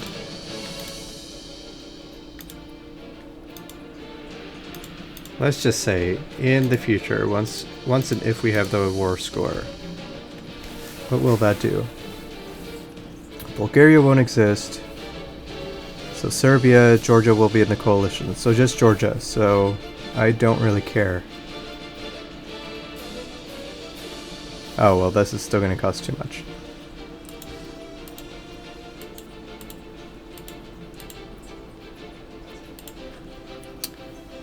So basically that.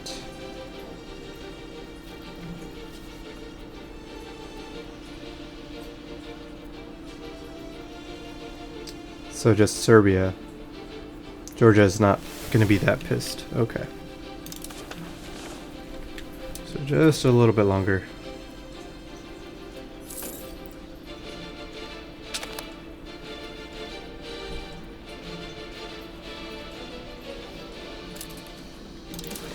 Parliament. Road. Yes, please.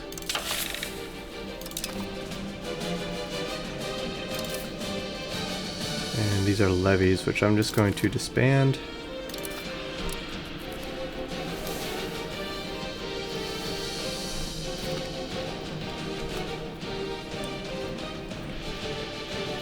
Maybe just finish these two forts should be good enough. Oh, and I guess... yeah.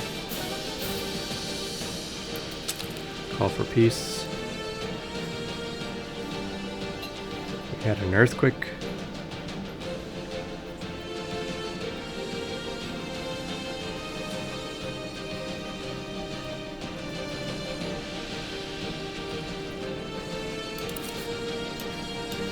Okay, that is our province, so we will help. Can I pay off the loan? No.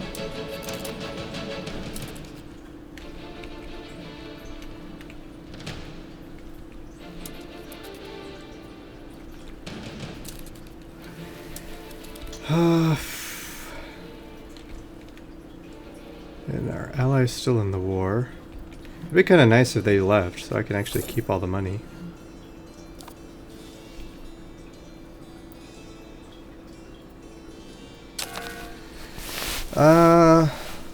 Big Nasty. So you may not remember me, but I used to play with you on PS3 when we played GTA 5. On there. Glad to see you're still keeping with it. Hope you're doing great.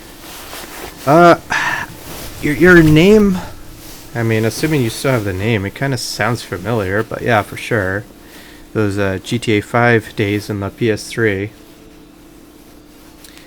But yeah, doing great.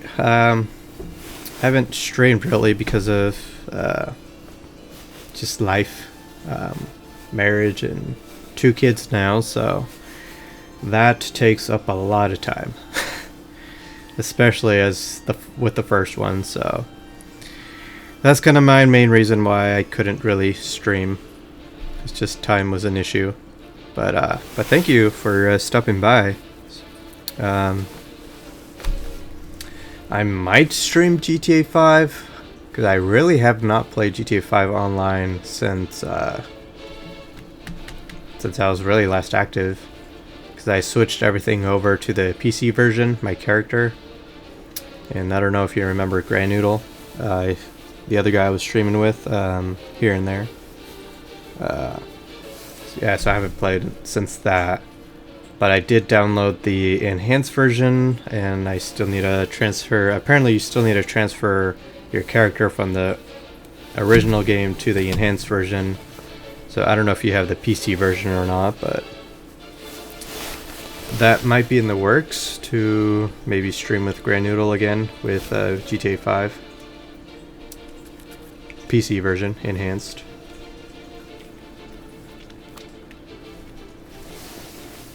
But what are you currently playing? And how are you?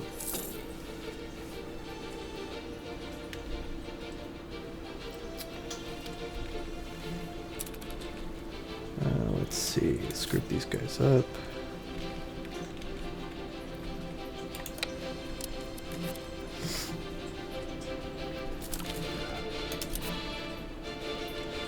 Nice, siege is successful. Let's get some cannons.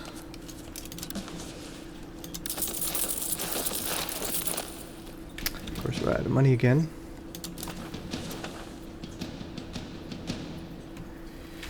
Very nice. And my GT on PS3 was Lugnuts. Ah, okay. That rings a bell.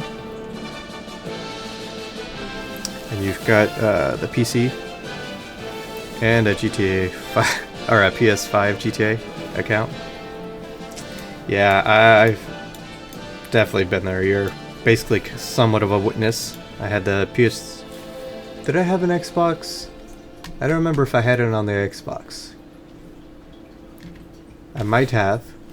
PS3, PS4, and now not PS5, PC. So 3 or 4 different times I had GTA.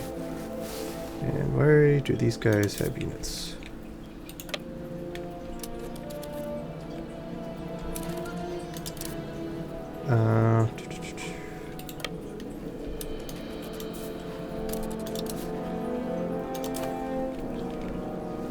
So yeah, are you looking forward to GTA 6?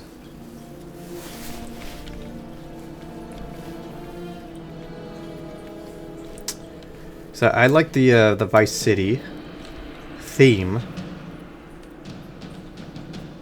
but I'm not a fan of like how too modern it is with the social media, and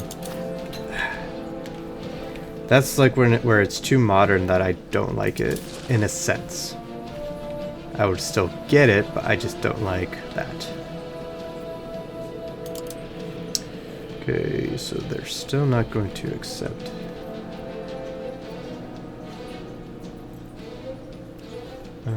Peace offer.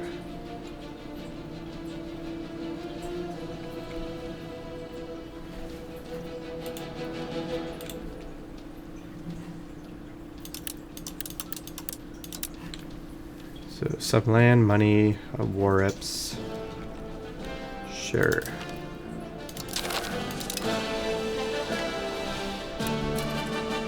And then over here with Bulgaria. Take all their land.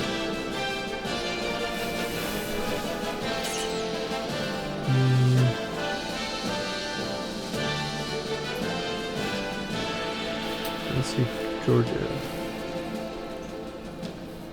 But yeah, that will be fine. And all your money.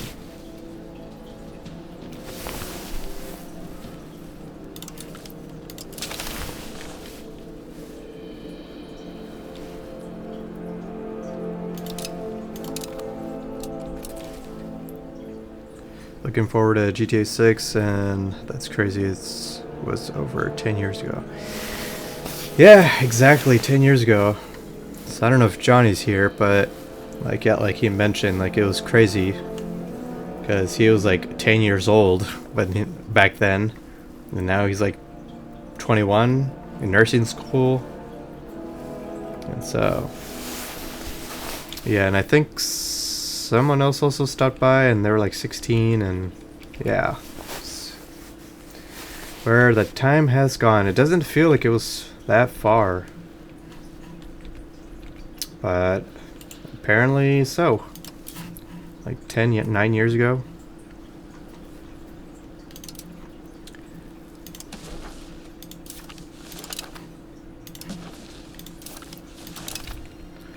And then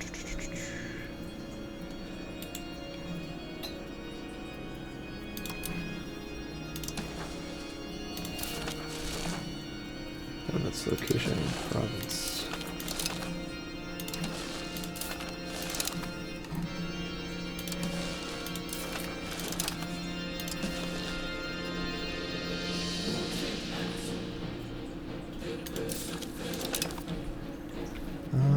Let's see.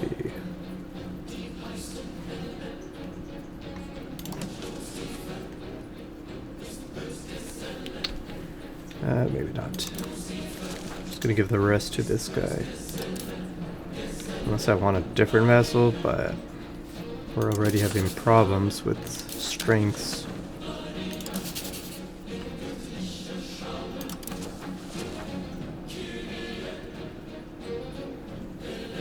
Oh, you're still here, Johnny.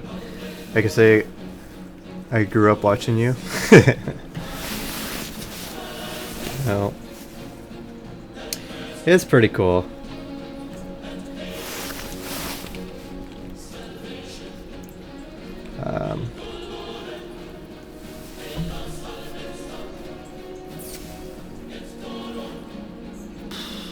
Let's see.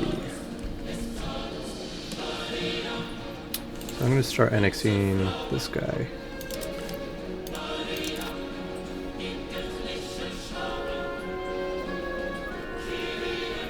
And then I think I will create another vassal. Because as they're just going to end up getting pissed off, enforcing culture and religion, so their army shouldn't be as crazy.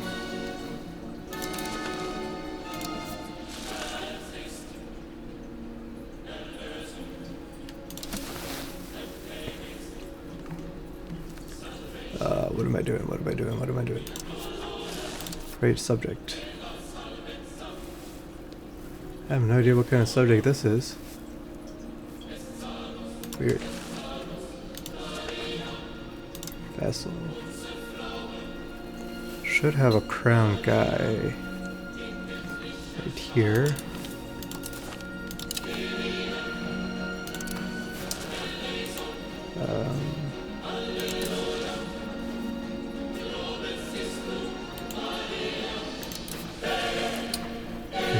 I'm gonna enforce religion with this guy first, and then give him land.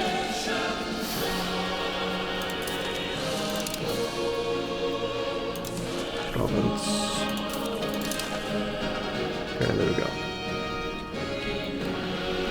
Then over here,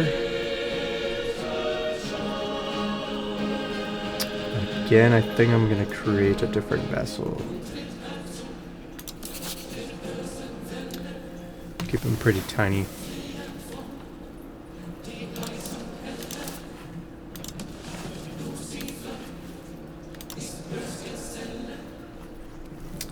But then that means I'm losing all my crown people.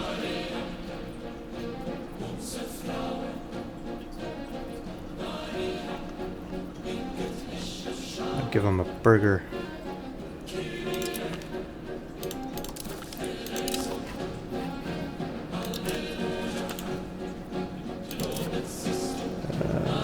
Enforce religion.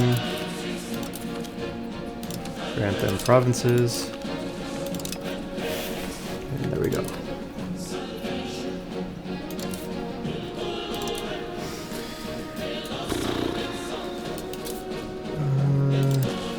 Disband all levies.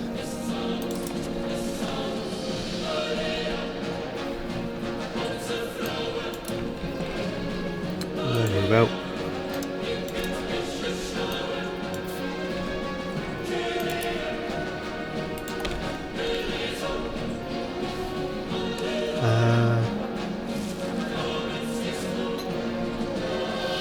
Where'd my army go? Jeez. Thought I had another stack.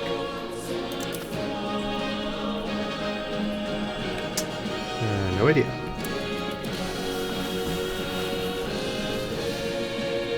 And then Johnny, you don't have the GTA 5 PC version, right? I think you're a console, right?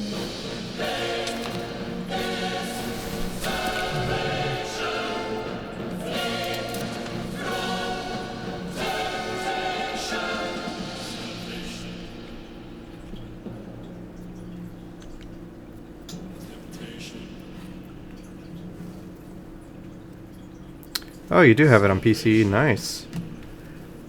So we should play that at some point. Like I mentioned, I still need a... Oh, these are my two different armies.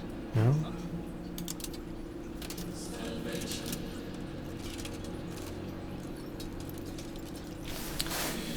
The console version is so bad now. Why is that? Because of the upgrade difference? Or the graphics and all that?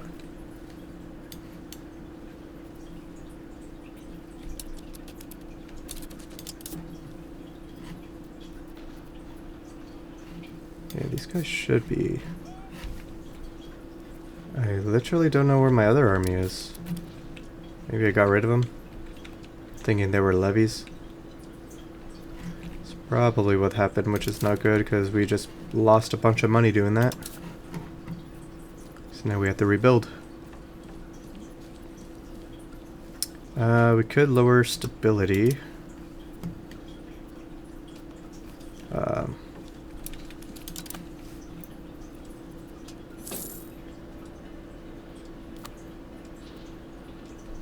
Even Red Dead 1 looks better. Tell me more. Oh, we got that technology. Good, good, good. So... we don't need to annex, but I think I'm just going to annex these guys. Because eventually we're going to have the same problem and might as well just start annexing a country. Since it's going to take years. It's going to be done in February 1518. Which isn't too terrible, I guess.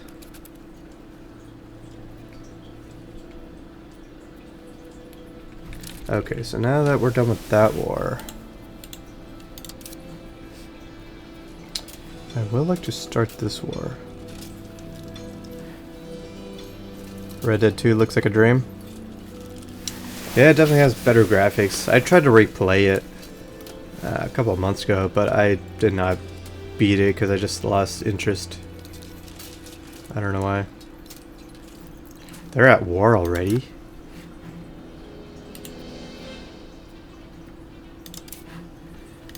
Which could be fine for us. We might just declare a war over here. Oh yeah, we did block them from Egypt, kind of. So...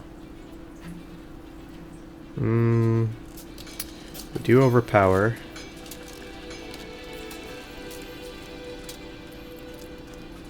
Red Dead 2 is your favorite game of all time? Of Rockstar? I don't know. Because, I mean, I think, I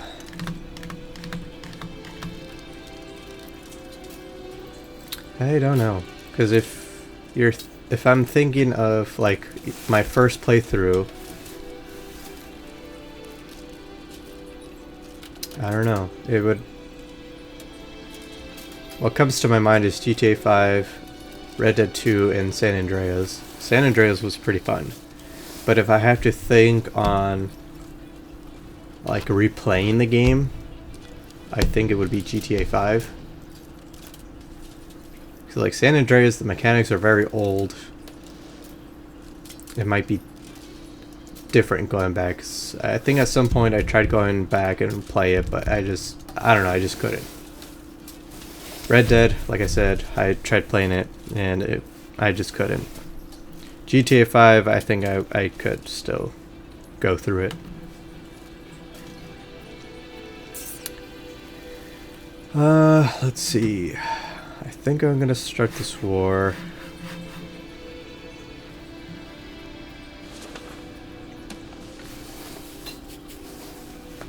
Because the Ottomans can't seem to not have wars. You beat both games so many times. Nice. Yeah. GTA 5, I beat it like several times, but I don't know. Just like you have to like wait several years until you're like interested in replaying it, you know? Actually, first thing is I need to rebuild my army.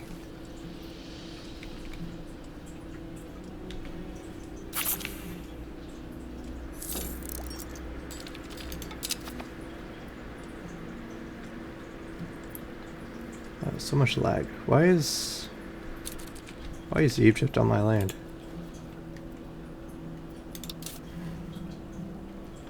They're not at war. Maybe they were.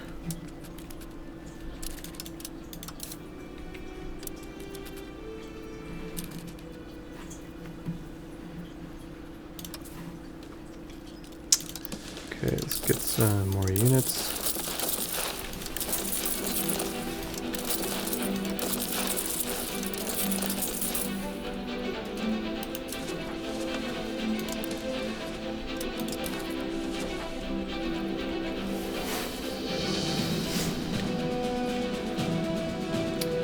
I wonder why Genoa changed their color. See, we're kind of yellow.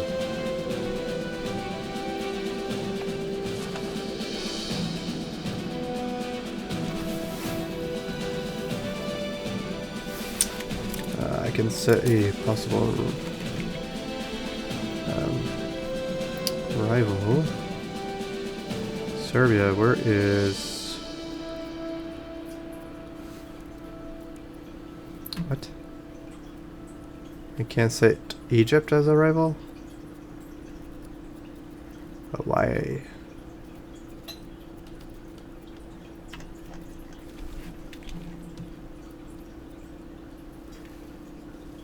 It's just because our capitals aren't close enough? Okay.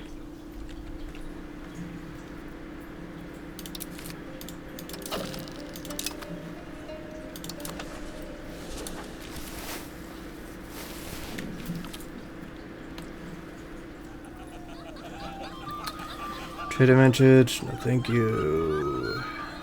Support the merchant. Trade maintenance, sure.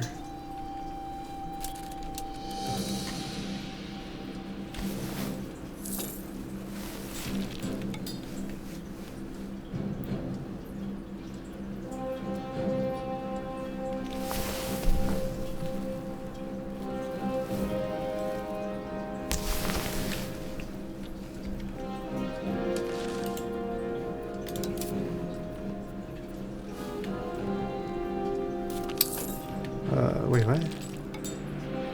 No, they're not at war.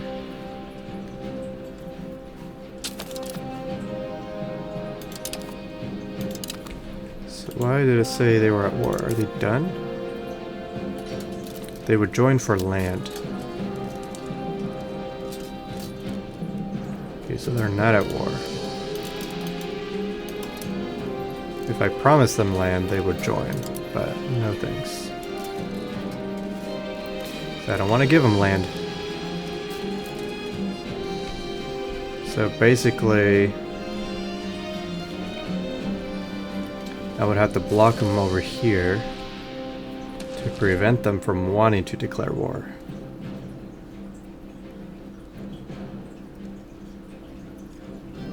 Which technically, I could grab some land from right here and kind of wrap in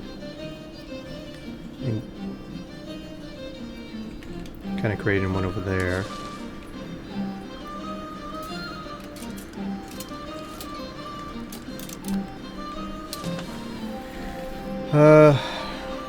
I would like a bigger army.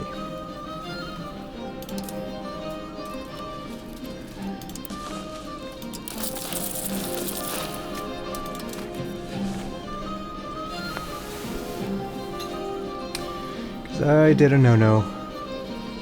Oh. Do I have a province? Oh, I guess I forgot to give a province away.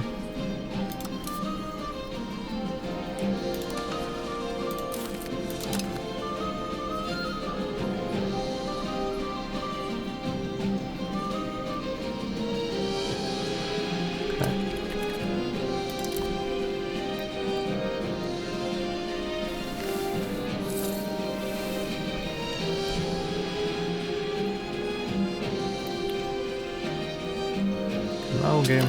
There we go. So how are we down here? Still 31. So we're close. Jeez, it's taking forever.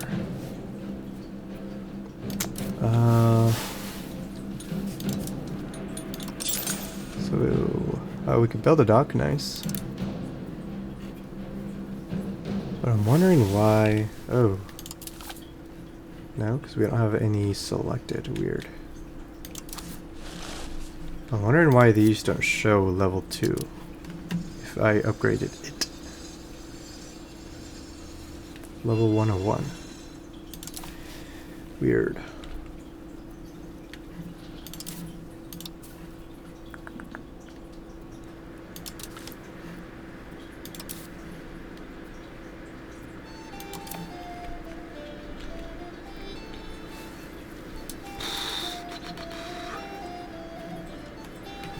Well, we're 7th great power.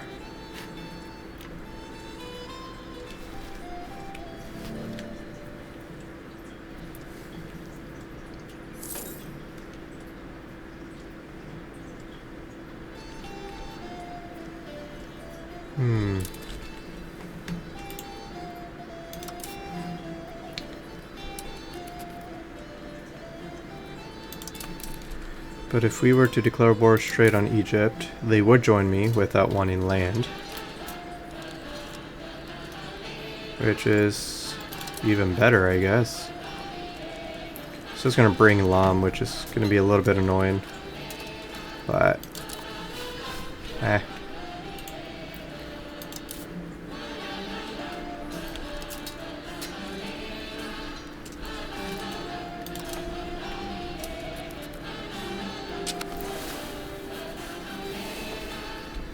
Because if we do that, then maybe Lam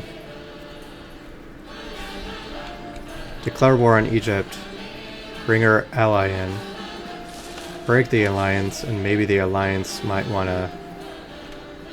They might see Egypt weak as a weak person. So they might... we can cripple them that way. Which I think that is the to-go-to thing. But, yeah. Oh, wait, do we... Yeah, we still have this frickin' debt we need to pay first.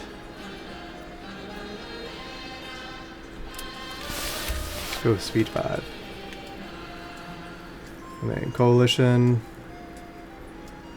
Yeah, nothing to worry about.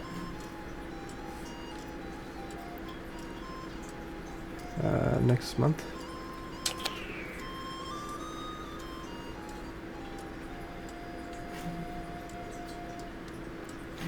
Jewelry output.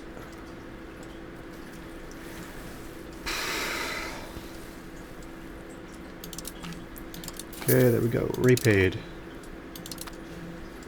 So it would also kind of be nice to stay at peace, which currently we could just lower army maintenance for a wee bit, earn a little bit more money.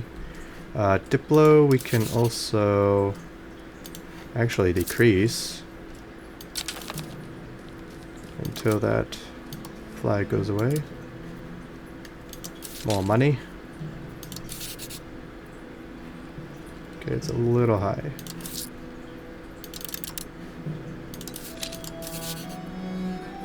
There we go.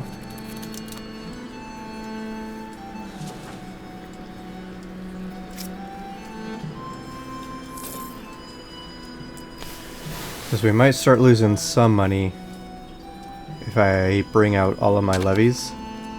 So I want to make sure I have some money accrued.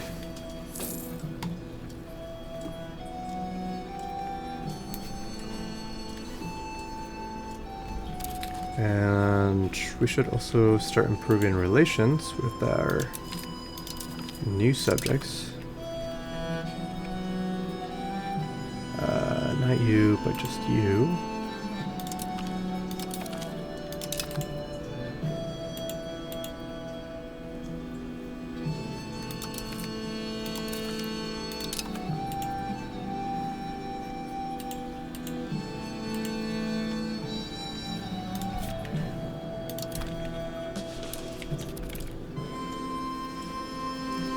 And we'll get out of the provinces that we have,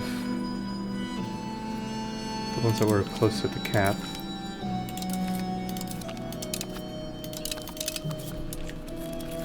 And we'll be good with that.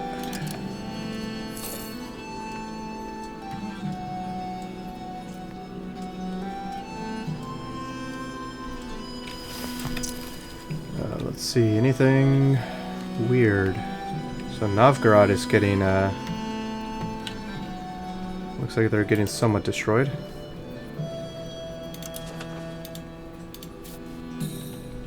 Oh yeah.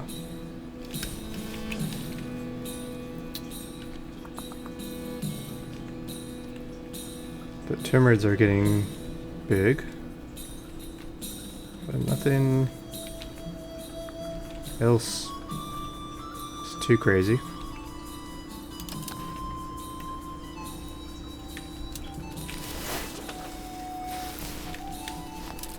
We could actually build some more ships because you guys are struggling here. Why are we not repairing our ship? Are we not able to yet?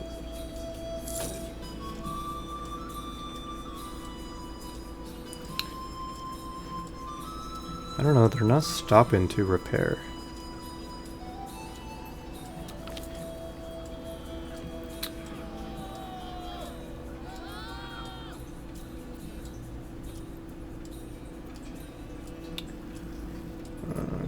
Getting around the court on how our leader is ruthless, warmonger. This might impact our relations with our subjects. Execute someone at once. Embrace the reputation. I mean, is that just gonna give us negative modifiers? Like, I don't know. I don't know if there is, and I don't want any negative modifiers, so we'll just take the stab hit. Okay, let's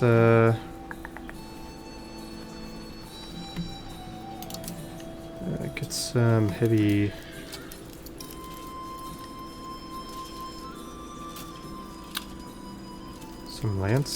lancers.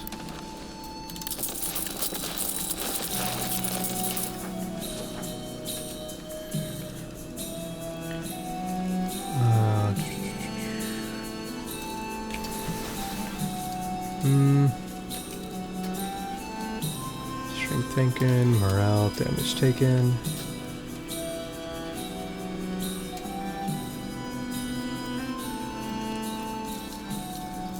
So we also need to get some cards. Supply cards.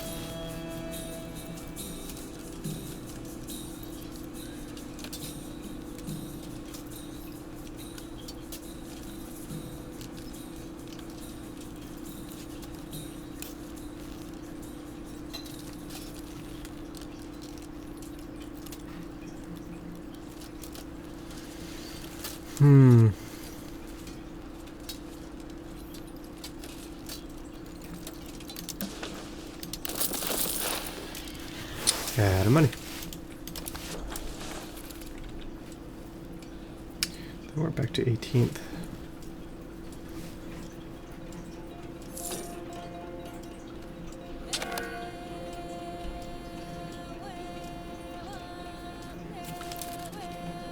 Jewelry output plus 10%. I don't know. I would like to just stay at peace because I would like to build some more buildings, but somehow don't want our ally to drag us into some war, which so far he hasn't won, so that is good.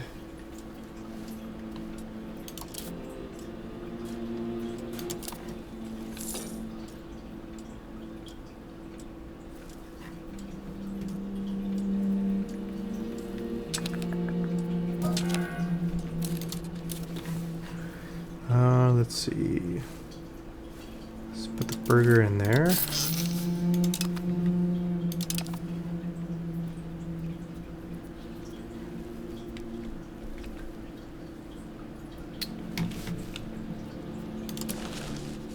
So I have no land over here, so why is it showing that? Oh, it might be because I have no, because it says we're exporting. Why are we exporting? I don't have any land there, so I don't know. Oh, we're exporting stuff from there to our land, I think. I don't exactly know. We're not making profit, so that doesn't make sense to just lose money. See what the AI does after next month. Still losing money.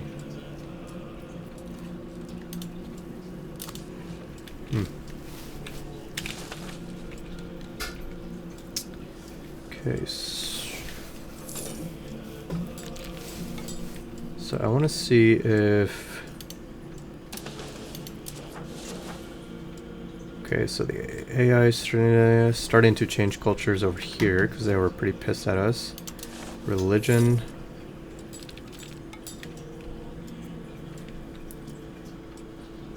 Come on, game pause. Looks like they might be starting to change Sunni over here. But I think the main ones was over here. No big difference. Because they're already Sunni.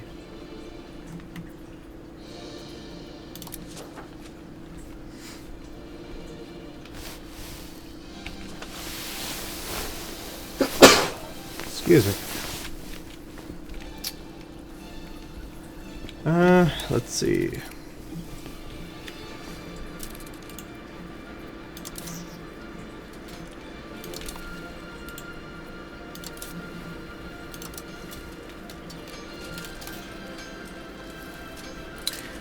To or not to declare war.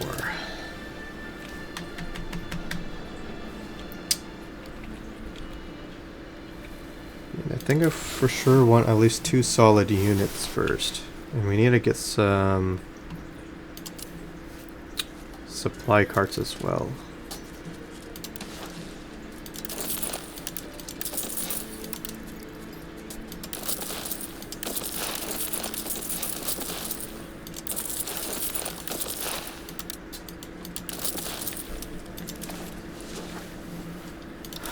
Is there anything we can lower?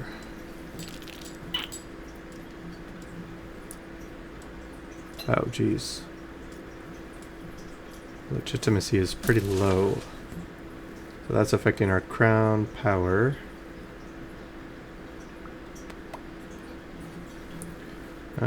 Well, that's not good.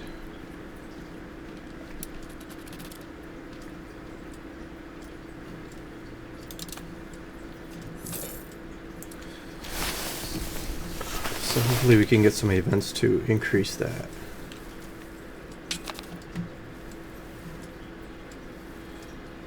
We have several disloyal subjects, which is fine for right now.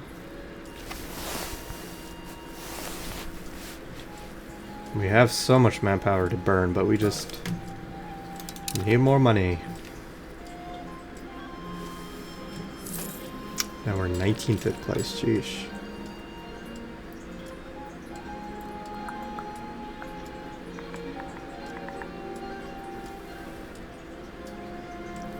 Stability, subjects, embraced institutions, prestige.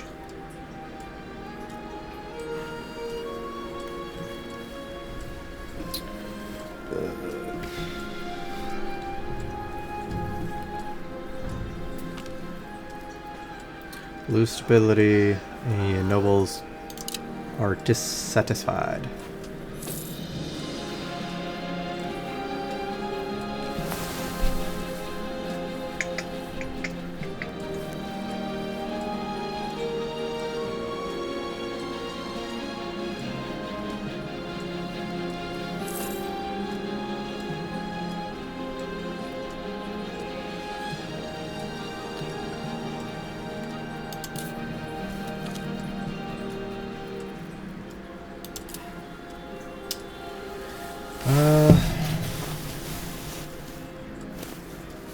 I mean, I don't know why.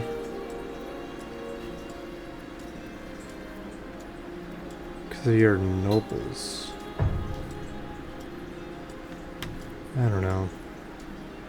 Share. So I thought she was a crown, but I guess not. She just must be a regular crown noble. So two more of these. Let's get some frontmen.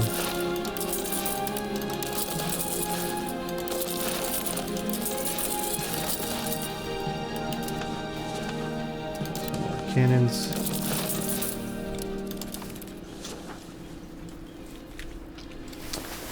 Save just a hair bit more money and then maybe declare war.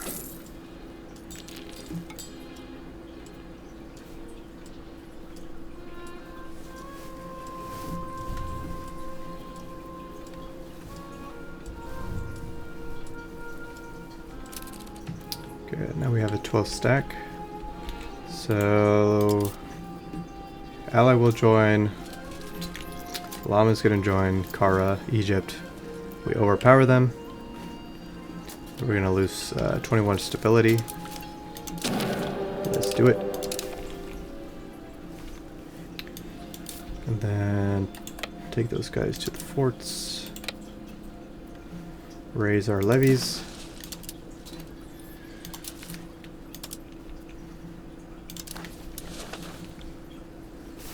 Speed 4.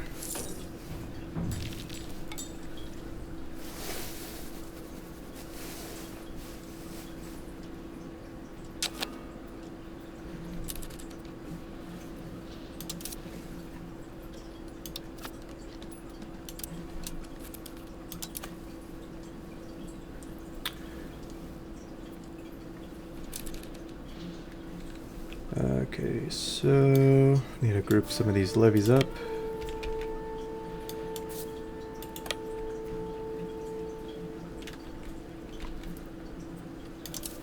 So we have a 20 stack here.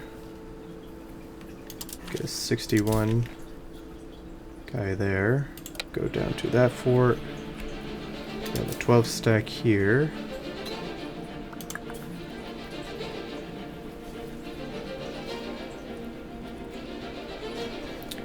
58, 59.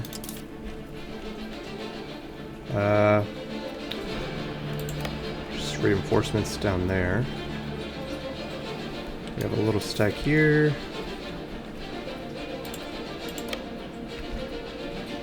And then another guy down here.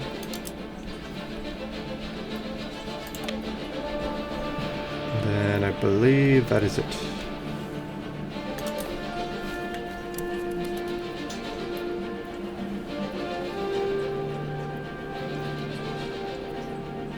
Yeah, that is not a fort.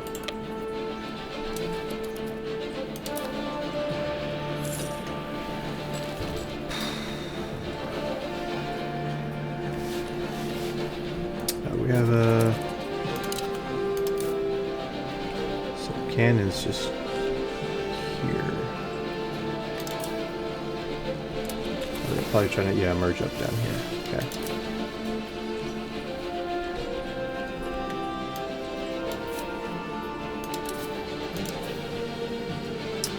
We have another 59. Losing a lot of population for some reason. I do want to get our legitimacy up, so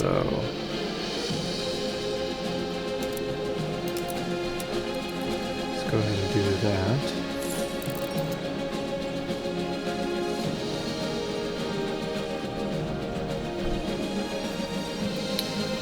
But with that, I'm going to go ahead and end this stream right here.